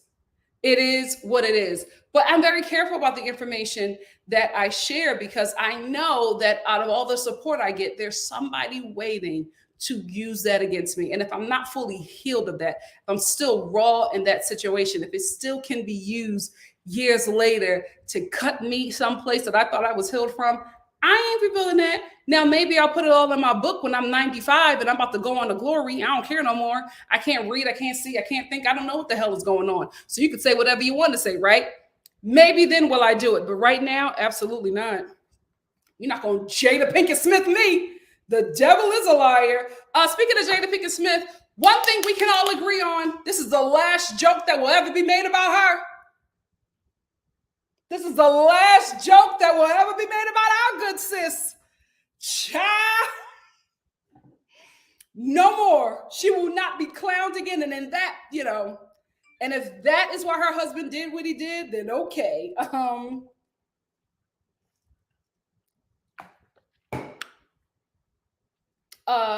Two last things. Check on your strong friends, right? I know we always say that, but people were just so shocked that Will Smith did that. I'm like, everybody has a bad day. Everybody has a bad day. Everybody makes dumb decisions. It's just for a lot of us, it's not televised. There's not people there seeing it. You know what I mean? Like there's nobody but the Lord looking down on our very, very poor decisions. I remember one time when I was at a new job. And I told you I had terrible road rage in LA. I'm delivered in Atlanta because it's an open carry state. But I'm working on that because I was at this job and new employee, and I was turning to go into the parking lot, and this Porsche was trying to come out the same way, and they beat me. And I rolled down my window and I went, ah. It was my boss. Because I pulled into the parking lot, got the parking space that I wanted, walked in, sat down, started, getting everything together. And then the guy that I did that to walked in and he was like, hi. And I was like, hey, act like I did not know him or anything, but I was so embarrassed, right? And the reason why I did that to him is because I didn't think I would see that guy again. And every day, because he would fly in from Canada back and forth. Every day that I saw that man, I was embarrassed. I was embarrassed because I never thought that I would see him again. So I would, when I was around that job, I would always curb my road rage because there was a consequence to my action, right? I was caught. So I acted differently. A lot of us are blessed because the world is not watching our mess. And I think a lot of embarrassment was around Will Smith. And I think that's why he was comforted the way he was. I do think that, and I don't know what this says about Chris Rock in the industry. I'm telling you, I only know good things about him, but it was very odd. I have to be honest. It was very odd that everybody went to comfort Will Smith. It was very odd. I mean, like nobody was comforting Chris Rock that I know of or that I saw. So it's just very odd. I don't know what his relationship is in the industry. I don't know any bad things about him, but I will say this. Janet Hubert, who her and Will Smith have been beefing for like 20 freaking years. She said, this is from the Jasmine brand. She said, so proud of you, talking about Will Smith. Yes, and they just made up like a year ago. Yes, there is only so much one can take. Excuse me. Sometimes you have to slap back, celebrate the win. Nothing else matters. Both actions were incorrect, but Chris didn't need to go there. Met him once. It was enough for me. Very mean-spirited. Again, I don't know this personally. I've never heard of anything bad. I've only heard good things. I've heard about how he went to bat for Leslie Jones, and I heard about like the doors that were then open for Black women because of his actions. Like he was the one who really made Lauren Michaels look at Black female comedians. So I didn't know that he had anything, that there was a problem with him, but I just knew that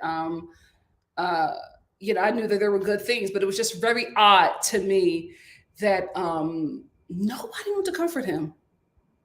Aside from Denzel Washington, Denzel Washington talked for him for a second, but all the old heads, the seasoned Black men in the community, white as well. Like everybody just went to comfort Will Smith. And then at the Vanity Fair party, like everybody is just celebrating this man. And this just goes to show how loved he is in the industry. And I'm like, I know people want, I know people lost respect. I know people don't like him, but I'm telling you, he's going to be absolutely fine. They all are. They all are. I'll end this with protect Black women. I don't think that Will Smith, what he did was a sign to protect Black women. I think he was protecting the Black woman in his life, which was his wife. And I think he, his actions were probably put on 20 because he felt like his inactions as a child in protecting his mother. So I felt like, if it was a joke about Jada or if it was a joke about his daughter, I think he would have been up on that stage. Poor taste. Poor joke from Chris Rock. Poor reaction from Will Smith. They will be fine, guys. They will be fine. Unknown actors, especially unknown Black actors, won't be. Black male actors won't be. More Brits are going to take your jobs, Black Americans. You better learn a little UK accent and fake it, because baby, it's going to be a little rough for you all.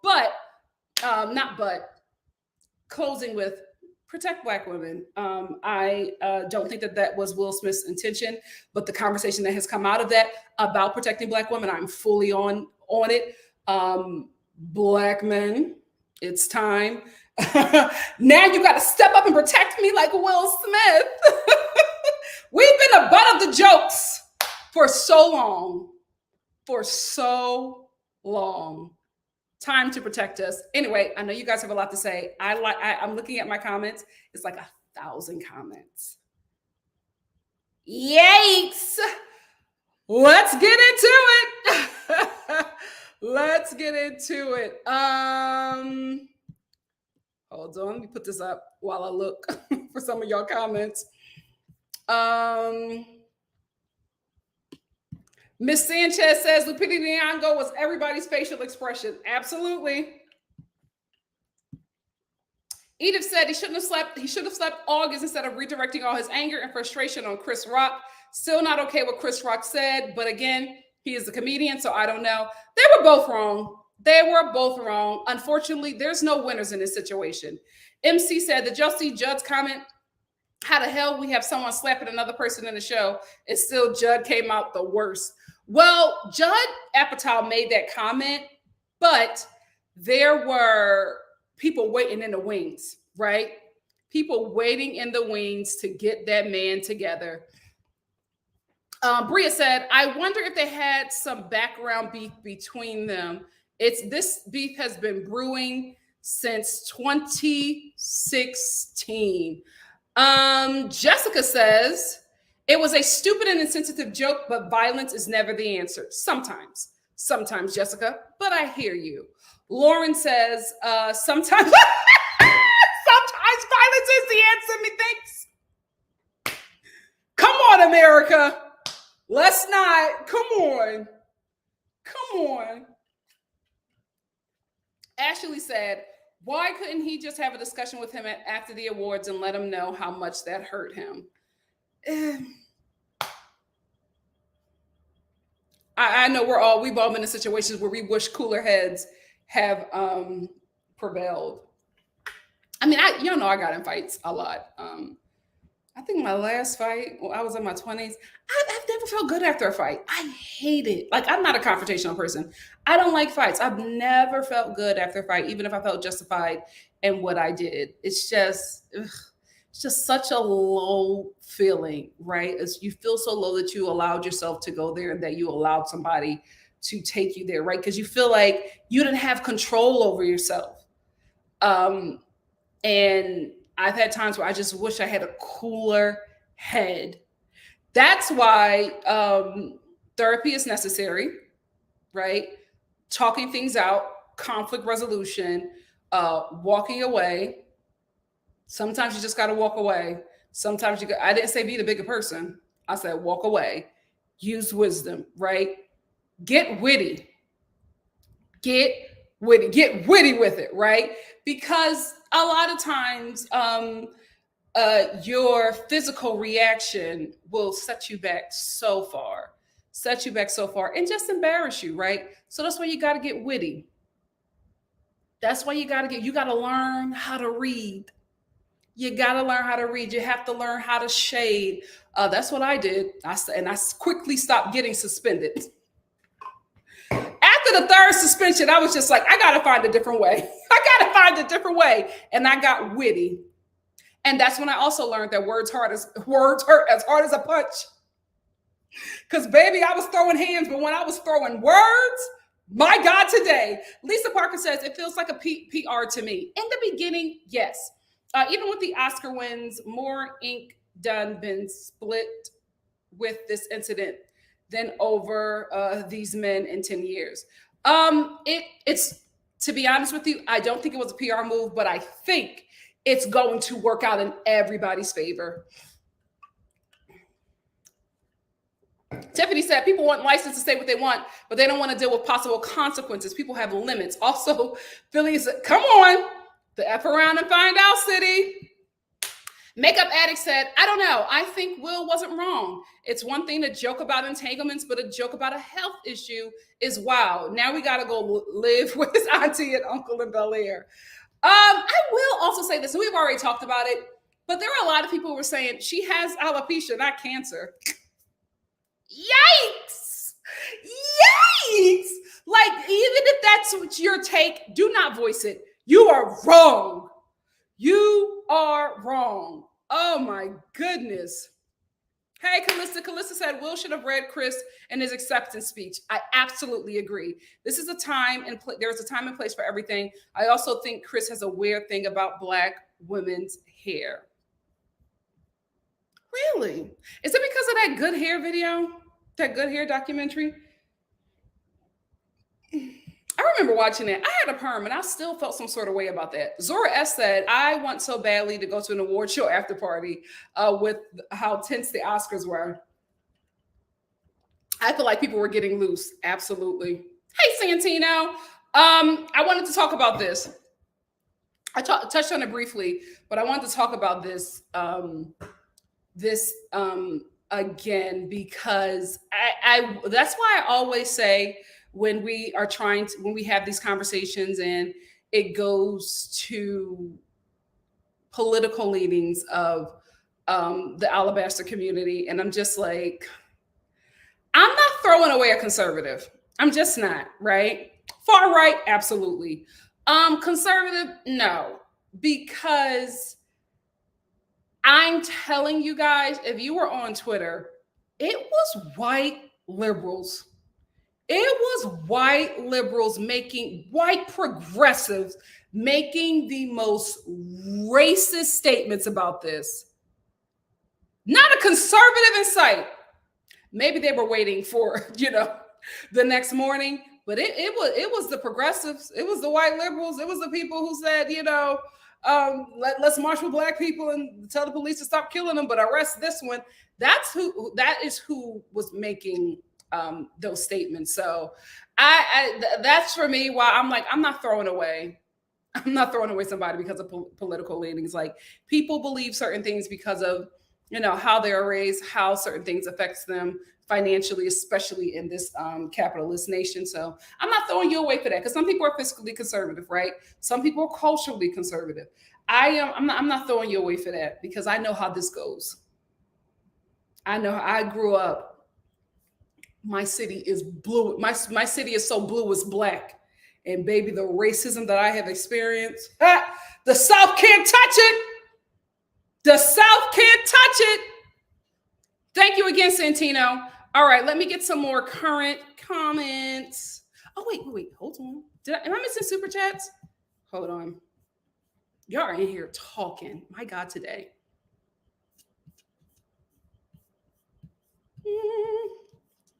Let me try. Ciao. But he got his Oscar. He got his Oscar. Poor guy. I just wish it wasn't, damn. I honestly think, I know he was protecting his wife. But I honestly think that if he could do it all over again, he would not have made he would not have made that decision. Cooler heads prevail. Even if you feel justified, I don't think he would have done it. Okay. So now I'm going through the comments, and I'm just going to get my super chats, and then I'll go up and get older comments as well, because I want to make sure I can get everybody that I can. I'm also going to push my 90 Day Fiance live back, just because we are talking in here. Okay, we got that one. Ooh.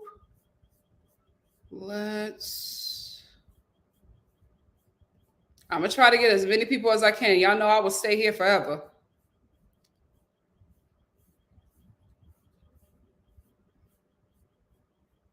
My God, today, this is a hot topic. Hey, Carol, thank you so much for the super chat. Carol says, thanks for making the last hour at work enjoyable. You're so welcome, Carol. My 2 cents is I think 98% of the folks in Hollywood need a good slap. Not that it would do any good, of course. Thank you so much for the super chat, Carol. I want to say this. I am absolutely fine with everybody having opinions, right? The one group of people I think cannot have an opinion on what happened on that stage is Hollywood. I'm sorry, not with all those abusers. Not with all those abusers in the room, which is why the Academy responded to what happened, and they said this. Hold on, let me get Carol's comments. Thank you, Carol. The Academy said, the Academy does not condone violence of any form tonight. We are delighted to celebrate our 94th Academy Award winners who deserve this moment of recognition from their peers, movie lovers around the world. Now, I agree with that statement. I think they had to say something. The issue is that the Academy's hands are not clean, right? The industry's hands are not clean. So when that went up, that's when everybody was just like, okay, pulling out receipts. Absolutely, the Academy has evolved. Why? Because the voting community has evolved. They're now including Black people, people of color, people within the LGBTQ community, the disabled community, like communities that have been kept out are now allowed in, and their voices and their votes are mattering. So the Academy looks different.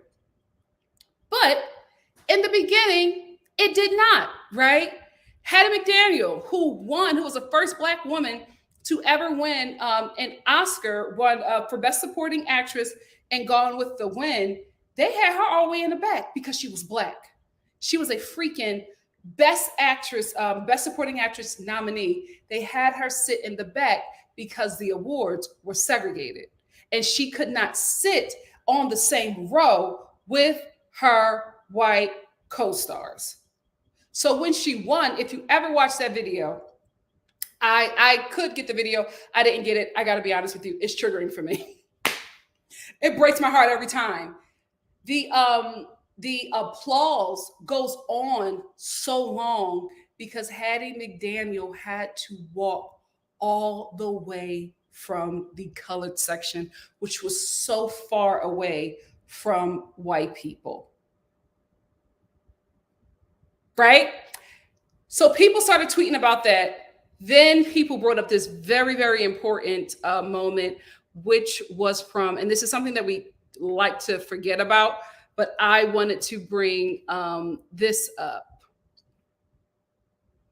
This is from, no, not that one. Is this it? I'm just gonna go through all of them. Sorry, guys. Got that.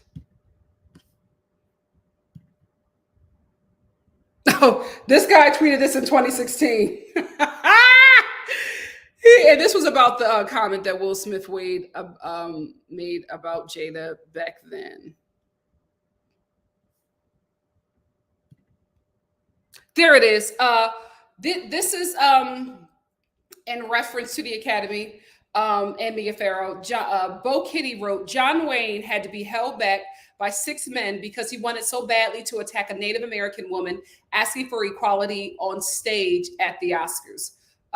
He dipped in silence, then responds and says, after giving this speech, Little Feather spent 2 days in Los Angeles before returning to San Francisco, when she visited Marlon Brando's house after the Academy Awards. While they were talking, bullets were fired into his front door.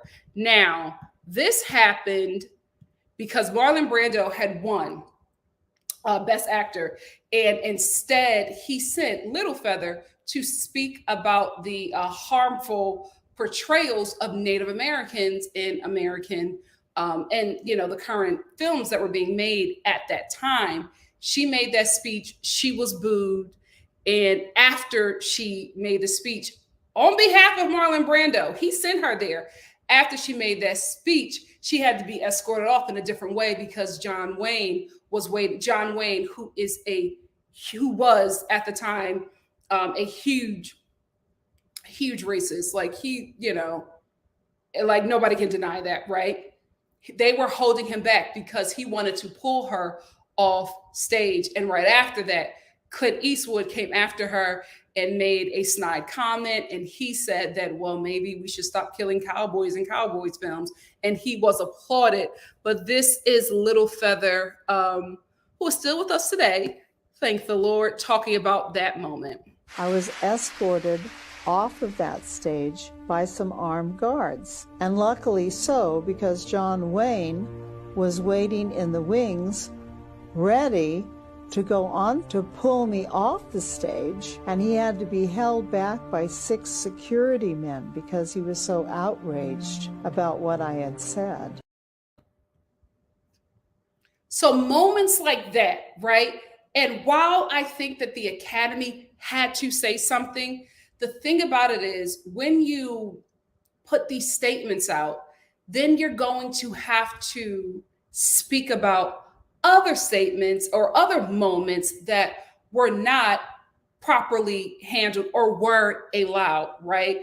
So the pressure to have to speak on this from a certain community within the industry who was clenching their pearls, you have to make that statement. So I felt like there was nothing the Academy could do right in that situation. But then when you do that, all of these receipts start coming, and they're still coming today. So I just think that everybody involved, except for Will, Jada, and Chris, I think that this is just like the Academy, people who are blue checks who are commenting on it, they're just going to have a really, really bad time. What I do think is that Chris, Will, and Jada are going to squash it. I think that, the Black Hollywood elites, the strong arms in the industry who are Black are going to make sure they get that right. But there's still going to be so much carnage left from people who spoke on it, right? There's still going to be, receipts about the Oscars, and people were responding to that statement with the Oscars. They were responding to them about Roman Polanski, who received a standing ovation, and he accepted his Lifetime Achievement Award on screen because he was fearing being locked up in America because he sodomized a 13-year-old girl. So he can never work in America because he will be arrested for that. So people were then starting to bring that up. So people who didn't know that now know that. Then they bring up that the Academy awarded Harvey Weinstein 81 Oscars. 81 Oscars. Harvey Weinstein, who has been raping women that we know about in the industry for 20 years. So all of these things start coming up. And yes, I think the Academy should have made a statement. I just knew there would be backlash for that, because when you bring up this moment, there are people, just like with Judd Apatow, like there are people waiting. There is always somebody waiting because you didn't get your moment when you should have. But now they have the strength, right? Now the environment is now conducive for them to speak on the harm that you caused. So now we have this shift, I think, in the industry. Again, I think it's the same shift that happened with Me Too. I think it's going to be a shift in this industry with how we allow, portray, and call and you know and act on abuse that happens within this industry. I think it's going to be a rough time for industry people, a rougher time for the Black ones. But I do think that there is going to be a shift, and if Will, Jada, and Chris are smart enough, they could steer this argument, this shift in the right place. Hopefully they do, but who knows? I got Carol super chat. Let me get Drewski. Hey, my love. Thank you for the super chat. Drewski said the Academy having this meeting about Will because punishing him would mean having to address all those white men who kept Oscars and have done worse. Kevin Spacey. Let's talk about it. Thank you so much for the super chat, because then you don't want to bring up all of those other things. Because if you start digging, if we start digging in Hollywood, we're going to find some bodies. We're going to find some bodies. And there are a lot of people in Hollywood who don't want them bodies to be found. Like, you can't sit there and point fingers and say what is wrong when there are actual murderers who have first look deals in this industry, right? Where there are actual producers who have several rape allegations against them by several women, right, who are still working in the industry. When there is, currently a big time TV star who has several rape allegations and he keeps on settling them out of court. Where there is another huge movie star who has had several young people speak out about how he has assaulted them throughout the years where they were working together on a TV show. So it's like, it's gonna get ugly if this is not taken care of. It's going to get ugly. And I just don't think the industry wants that, especially with, another, wave of COVID hitting already. And, not knowing if it's going to be as, deadly as the, first strain of COVID, and knowing that if we do have another lockdown and this is happening, people have time, right? There was a huge shift with the Black Lives Matter movement and the momentum that was built off of that because of the death of George Floyd, because everybody had time. Everybody had time that day, and there was a huge shift because of that. So if I were a big wig in Hollywood, I would be at Jada's Red Table Talk with no cameras with Chris Rock saying, okay, let's fix this. Let's fix this. Because I just don't think it'll be beneficial for the industry. I really, really don't. Hey, Miss M's, thank you so much for the super chat. Miss M said, I have been waiting to get it straight out of Philly all day. Thank you so much for the super chat. Hey, Toya Star said that joke was not funny and should have never been said. Absolutely. Absolutely. Taina, what's up? Said, hey, Nikki, I spent my day gathering men who couldn't wait to blame this on Jada. Giving Will a look. They hate strong women for real. Absolutely. Thank you so much for the super chat, Taina. I want to see my name in lights. Just getting my super chats real quick, guys. Drewski said a second super chat today. Thank you, Drewski. Did you see what the Blacktress, yes, we just talked about it, said about Chris Rock in defense of Will on her Instagram? LMAO. Thank you for the super chat. Hey, TS, Crystal Douglas said, finally caught alive. I love you so much, girl. Keep up the great work. Thank you so much. Thank you so much. Thank you, thank you, thank you, thank you. Thank you all for joining me. Thank you all for talking your talk. Crystal, T.S. Crystal again said, it all started from that red table, no shade. Yep, listen, when you share your business, you share, even if you're doing it in a good way, even if you're trying to heal, people who, are rooting for you or not rooting for you are going to take it, a certain way and use it against you. Use it for you, to better you, or to help you, or to better them, or they're going to use it against you. And that's what you have to be aware of when you do stuff like that. Hey, Lydia, thank you so much for the super chat. Thank you, Lydia. Hey, Lenee Womack. Ooh, that's a strong gospel name. Lenee said, Nikki, we need you to take a quick trip back to LA so you can get all the tea from your industry friends and let the Star family know. I really appreciate this prompt live, though. Love you, Nikki. Love you too, Lenee. Thank you so much. Oh, that was the wrong one. Thank you so much. Child, I'm telling you, that's why I went to bed it was so early, so late, because the tea was piping. Chris Rock did get medical attention and he's fine. Amy says, why wasn't Will Smith escorted out of the building? Love you, Nikki. Please read audiobook Trevor Noah's book, Born a Crime, and talk about it. Absolutely. Thank you so much, Amy. For the super chat, Amy, he was not escorted because his category was coming up, and they knew he was going to win. I'm not saying production knew, but there's also the Academy is also, people who tally the votes as well, and you got to meet with all of them. You just don't meet with the crew putting the show together. You got to meet with the whole Academy, and I think because it just happened live, they could not do anything about it. They did not want to escort him out because his category was coming up, and to be honest with you, it's because for me, I knew Will Smith was loved. I did not know how deeply he was loved.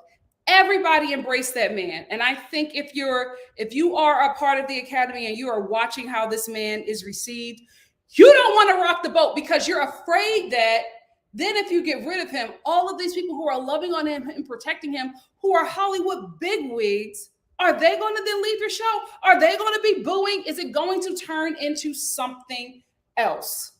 So I think they made an off-the-cuff decision because it happened in real time. And I think that a lot of people were not okay with it. I understand that. I think they made the right choice. From what I saw, I was just like, I would have left him alone too. But I hear you, Amy. I absolutely hear you. I'm waiting to see what the ratings were.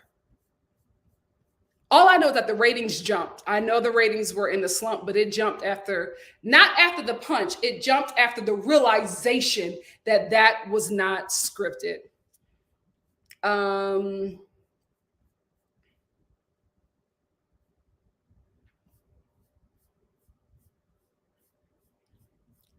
I get them all? Sup people, thank you so much for the super chat. Sup people said, so you think Chris is going to make more jokes or stop? I think he's going to stop. Here's why. The bulk of the Black community was not okay with that joke. The bulk of the Black community was not okay with that joke. And it's just not going to go well for him if he continues to stay down that lane. Now, is he going to make jokes about that moment? Absolutely. And he's going to get paid handsomely off of it. Absolutely. But I think he's going to leave Jada, Black woman in their hair alone after this. I do. Just it's a smart business move. Even if he doesn't feel that way, I think it's a smart business move. Alamade said, I'm here, just got out of class.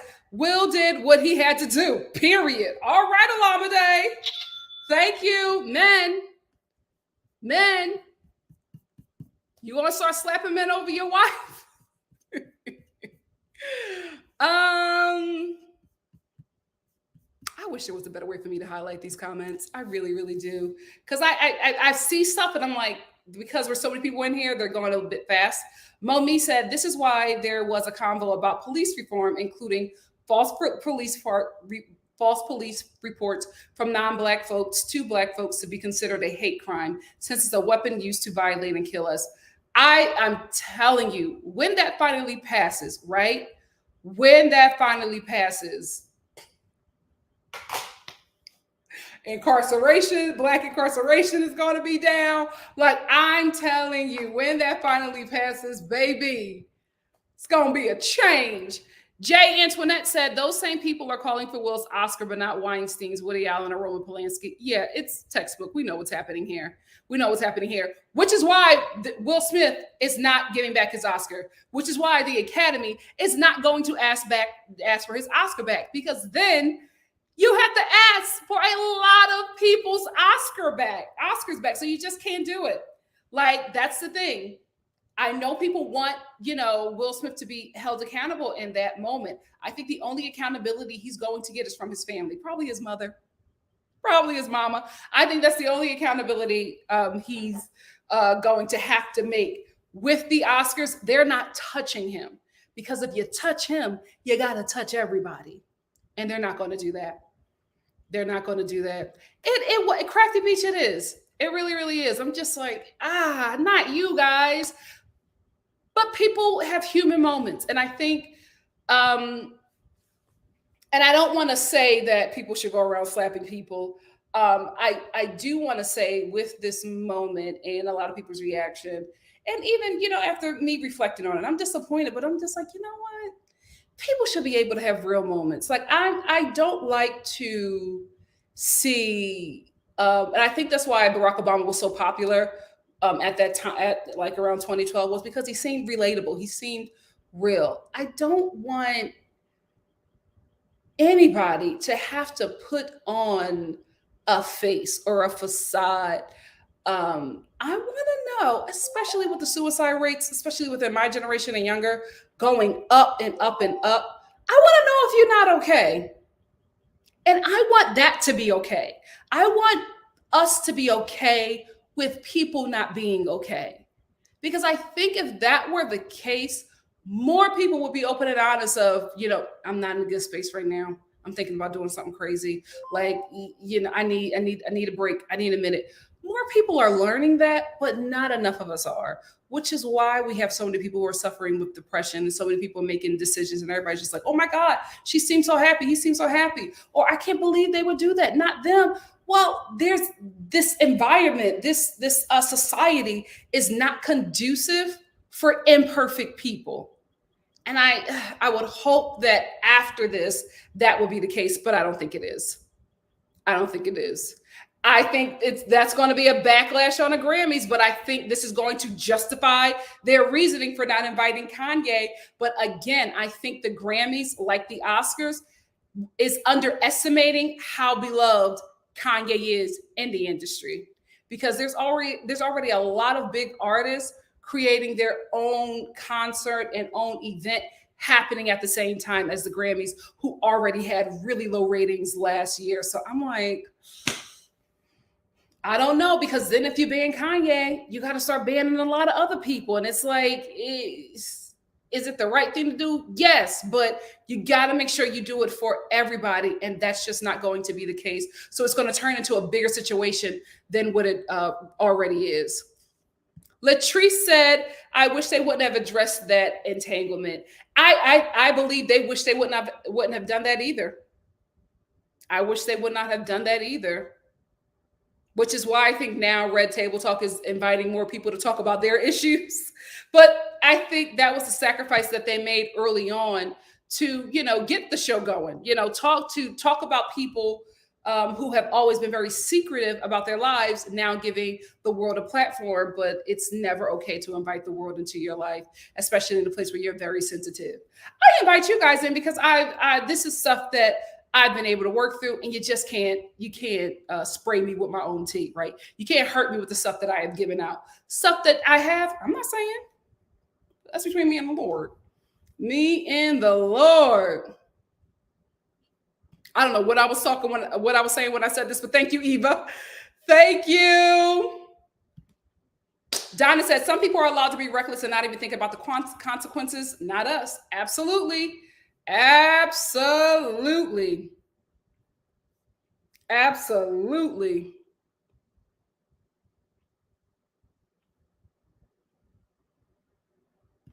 Miss T said, Will definitely seemed apologetic in his speech, but just wouldn't name the situation.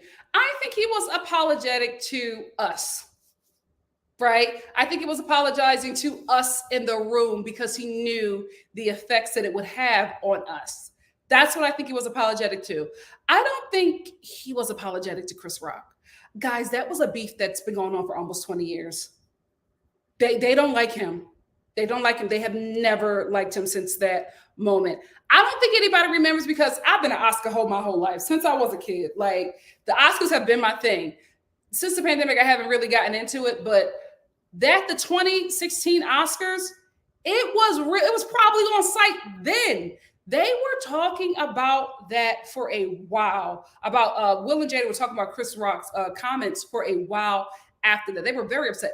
Black Hollywood elites were very upset with his comments. Like it was a lot that happened when he made those comments. So it was drama back then, and they have never been cool. So I don't think he apologized to. I don't think he wanted to, and I don't think he apologized to Chris Rock in that speech. I think it would be smart for him to do eventually, but yeah, I don't. Nope.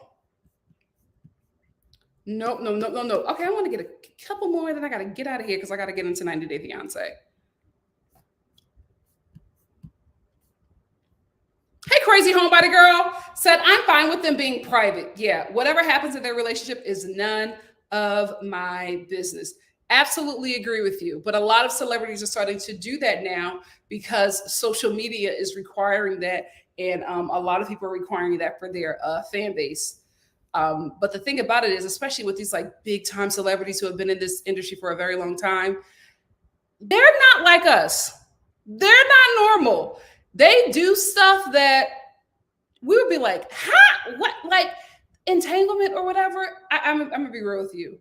That whole entanglement thing, that's Hollywood. There are a lot of open relationships in this industry. There are a lot of people who are with people because it looks good, because it's a career move. There are a lot of people who are with people who are who do not identify with the identity that they are portraying on this show, right? There are a lot of bearded relationships. There are a lot of relationships that you would feel that you, as somebody who does not have that influence and power and money and are not in those kind of circles, will be like, what is this?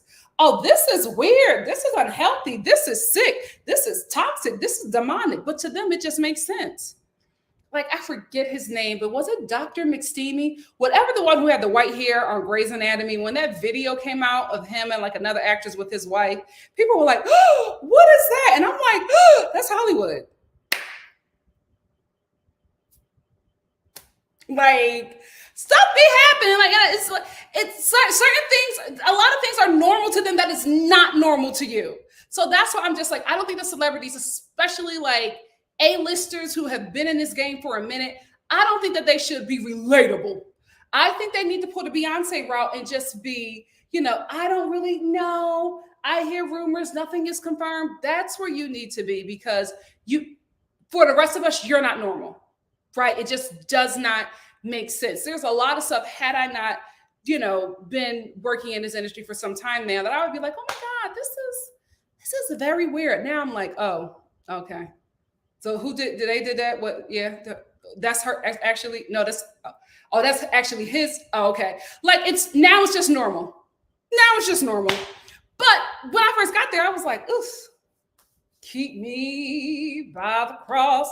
Now stuff is just like, okay, this is what it is. But I just feel like they should not be opening up their lives to the normals. Come on, read my comments. Oh, you brought a comment? Yeah. All right, let me get Fabiola because she's been waiting. Fabiola said, I just think their relationship is none of our business. Even if they share stuff, it really isn't our business. I agree, Fabiola. L Boogie said, I low-key miss the days when celebs were a bit more mysterious. I agree. I miss when gossip was whispered and not told freely on personal media accounts. I'm hoping we get back to that. Mom, where are your comments? Are they recent? Did you super chat me? Audrey O said, sometimes people just need a good, not in public with witnesses. Like, come on, Will. I don't condone violence, but that should have been handled backstage. It ruined it for himself. He'll bounce back. But I agree with you, Audrey, but he'll bounce back. I'm telling you. Tiny Eco said, nah, words aren't always the answer. Sometimes people need to be beaten into science. Oh, okay, Tiny. Okay, Tiny. That was not a tiny response, but okay. Mom. Can you tell me where it is, or just come down here and say it? Rebecca said he took the spotlight from the Williams sisters. Troy, the first. Oh, let me check. I'm gonna check my Instagram because I don't know what my mom is screaming. Troy, the first deaf man to win. Absolutely. Ariana, nobody cares. Nobody cares about what happened after that. I love me some Will Smith, but after that moment, nobody cared. And there were so many great moments that happened at the Oscars. I absolutely agree with you, Becca. The people involved in King Richard, plus his own historic win. Very sad. Yep, I agree. I agree. But they won't, because they'll have to do that then, Caitlin. They'll have to do that. And then everybody will be looking at everybody in this industry, and a lot of favorites will be exposed. And they're just not going to do that. They're not going to do that. Let me tell you something. As a creative, as an actress, I love what I do. This industry is very dark. Very, very dark. Very, very dark.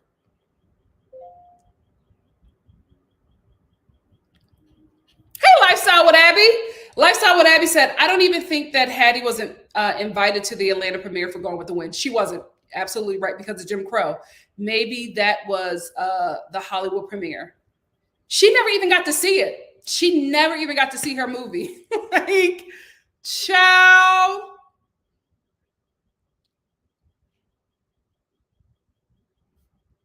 Oh, I didn't know that. Little Feather's not really native? Oh, child. Oh, God. Not me putting up a fake native. I hope not. I'd say 4. I'd say 4. I don't know. I'm trying to find your comment. Where is it? Simply Simone said ABC just confirmed to Variety that Chris was an ad lib. Oh, Chris. I hope they fix it. I really, really do.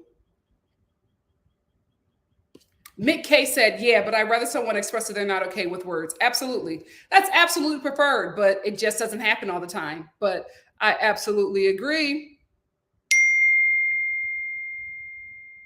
I absolutely agree. Jutley said, I thought it said that people went from saying that the Oscars were only inviting Black people to boosting their ratings. Now they have said that the Oscars won't invite Black people back. Weird thinking. Well, this is the thing, right? Like I said earlier, we're a monolith. Even though we don't want to be, we are. So if one of us does something that's bad, we all get punished for it. And I'm hoping that the Oscars won't do that, because you ban Black people without banning abusers. It just, I don't think they'll do that. I really, really don't. But I understand the fear that Black people have. I understand the fear.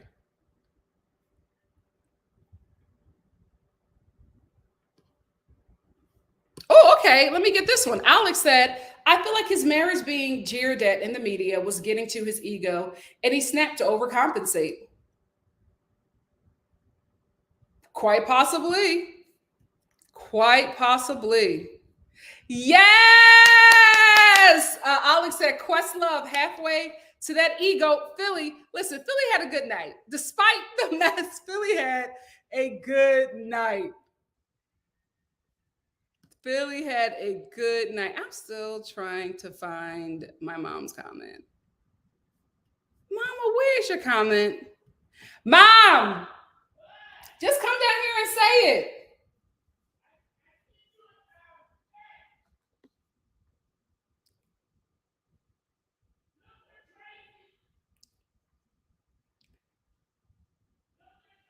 Yes.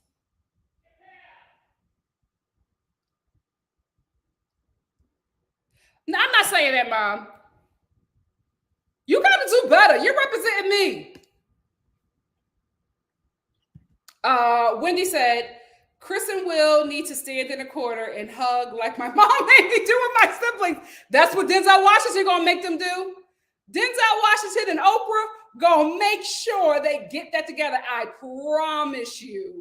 I promise you.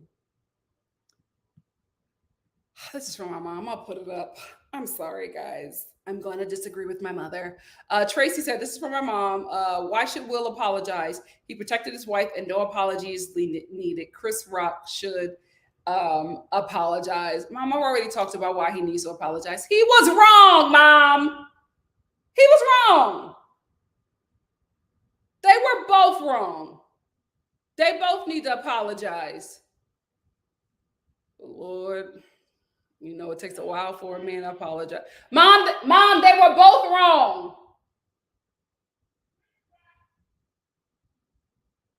What about him? He said that joke was in poor taste, and he should not have ad-libbed that joke when he already had a previous issue with these people. Mom, I'm not going to fight with you from upstairs.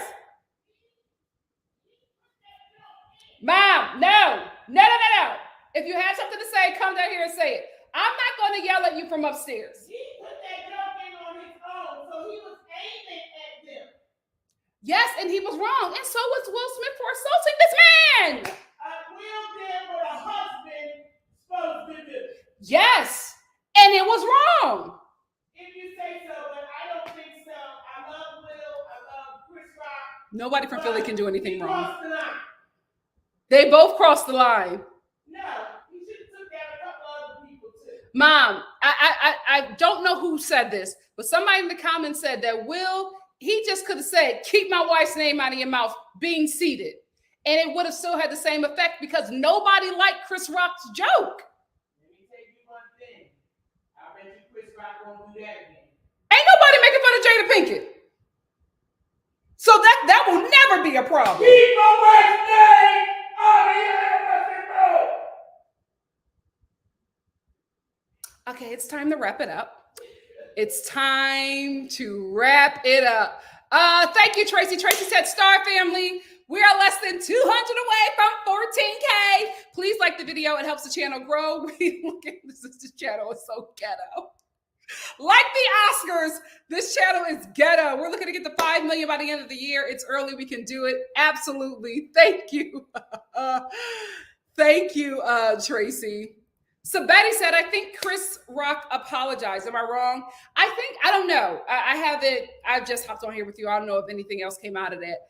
But I do know that he said, dude, it was just a joke. And Will said, keep my wife's name out of your mouth. And he said, okay. But I don't know if we got an apology. Let me see what Tracy is sending me. She sent my mom.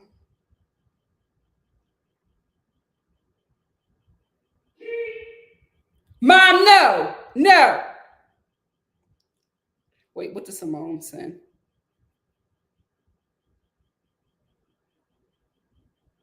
Oh, so Simone sent me, allegedly, Will Smith's Academy membership may reportedly be suspended, but his Oscars will not be revoked. His Oscar will not be revoked. That would probably be a better decision because there have been people who have had their, membership suspended for a time being. So that just means that he can't. That just means that he can't vote, and he probably won't be invited to next year's Oscars. But I think that's a fair thing to do. I think that's fair. But I think they better back out. Anything else, they better back out of there. Anything else, they better back out of there. All right, let me get 2 more, and then I gotta get ready for 90 Day Fiance.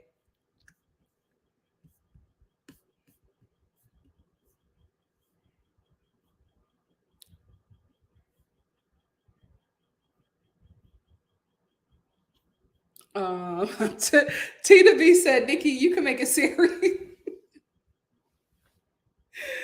How does she have me and we just disagree so much?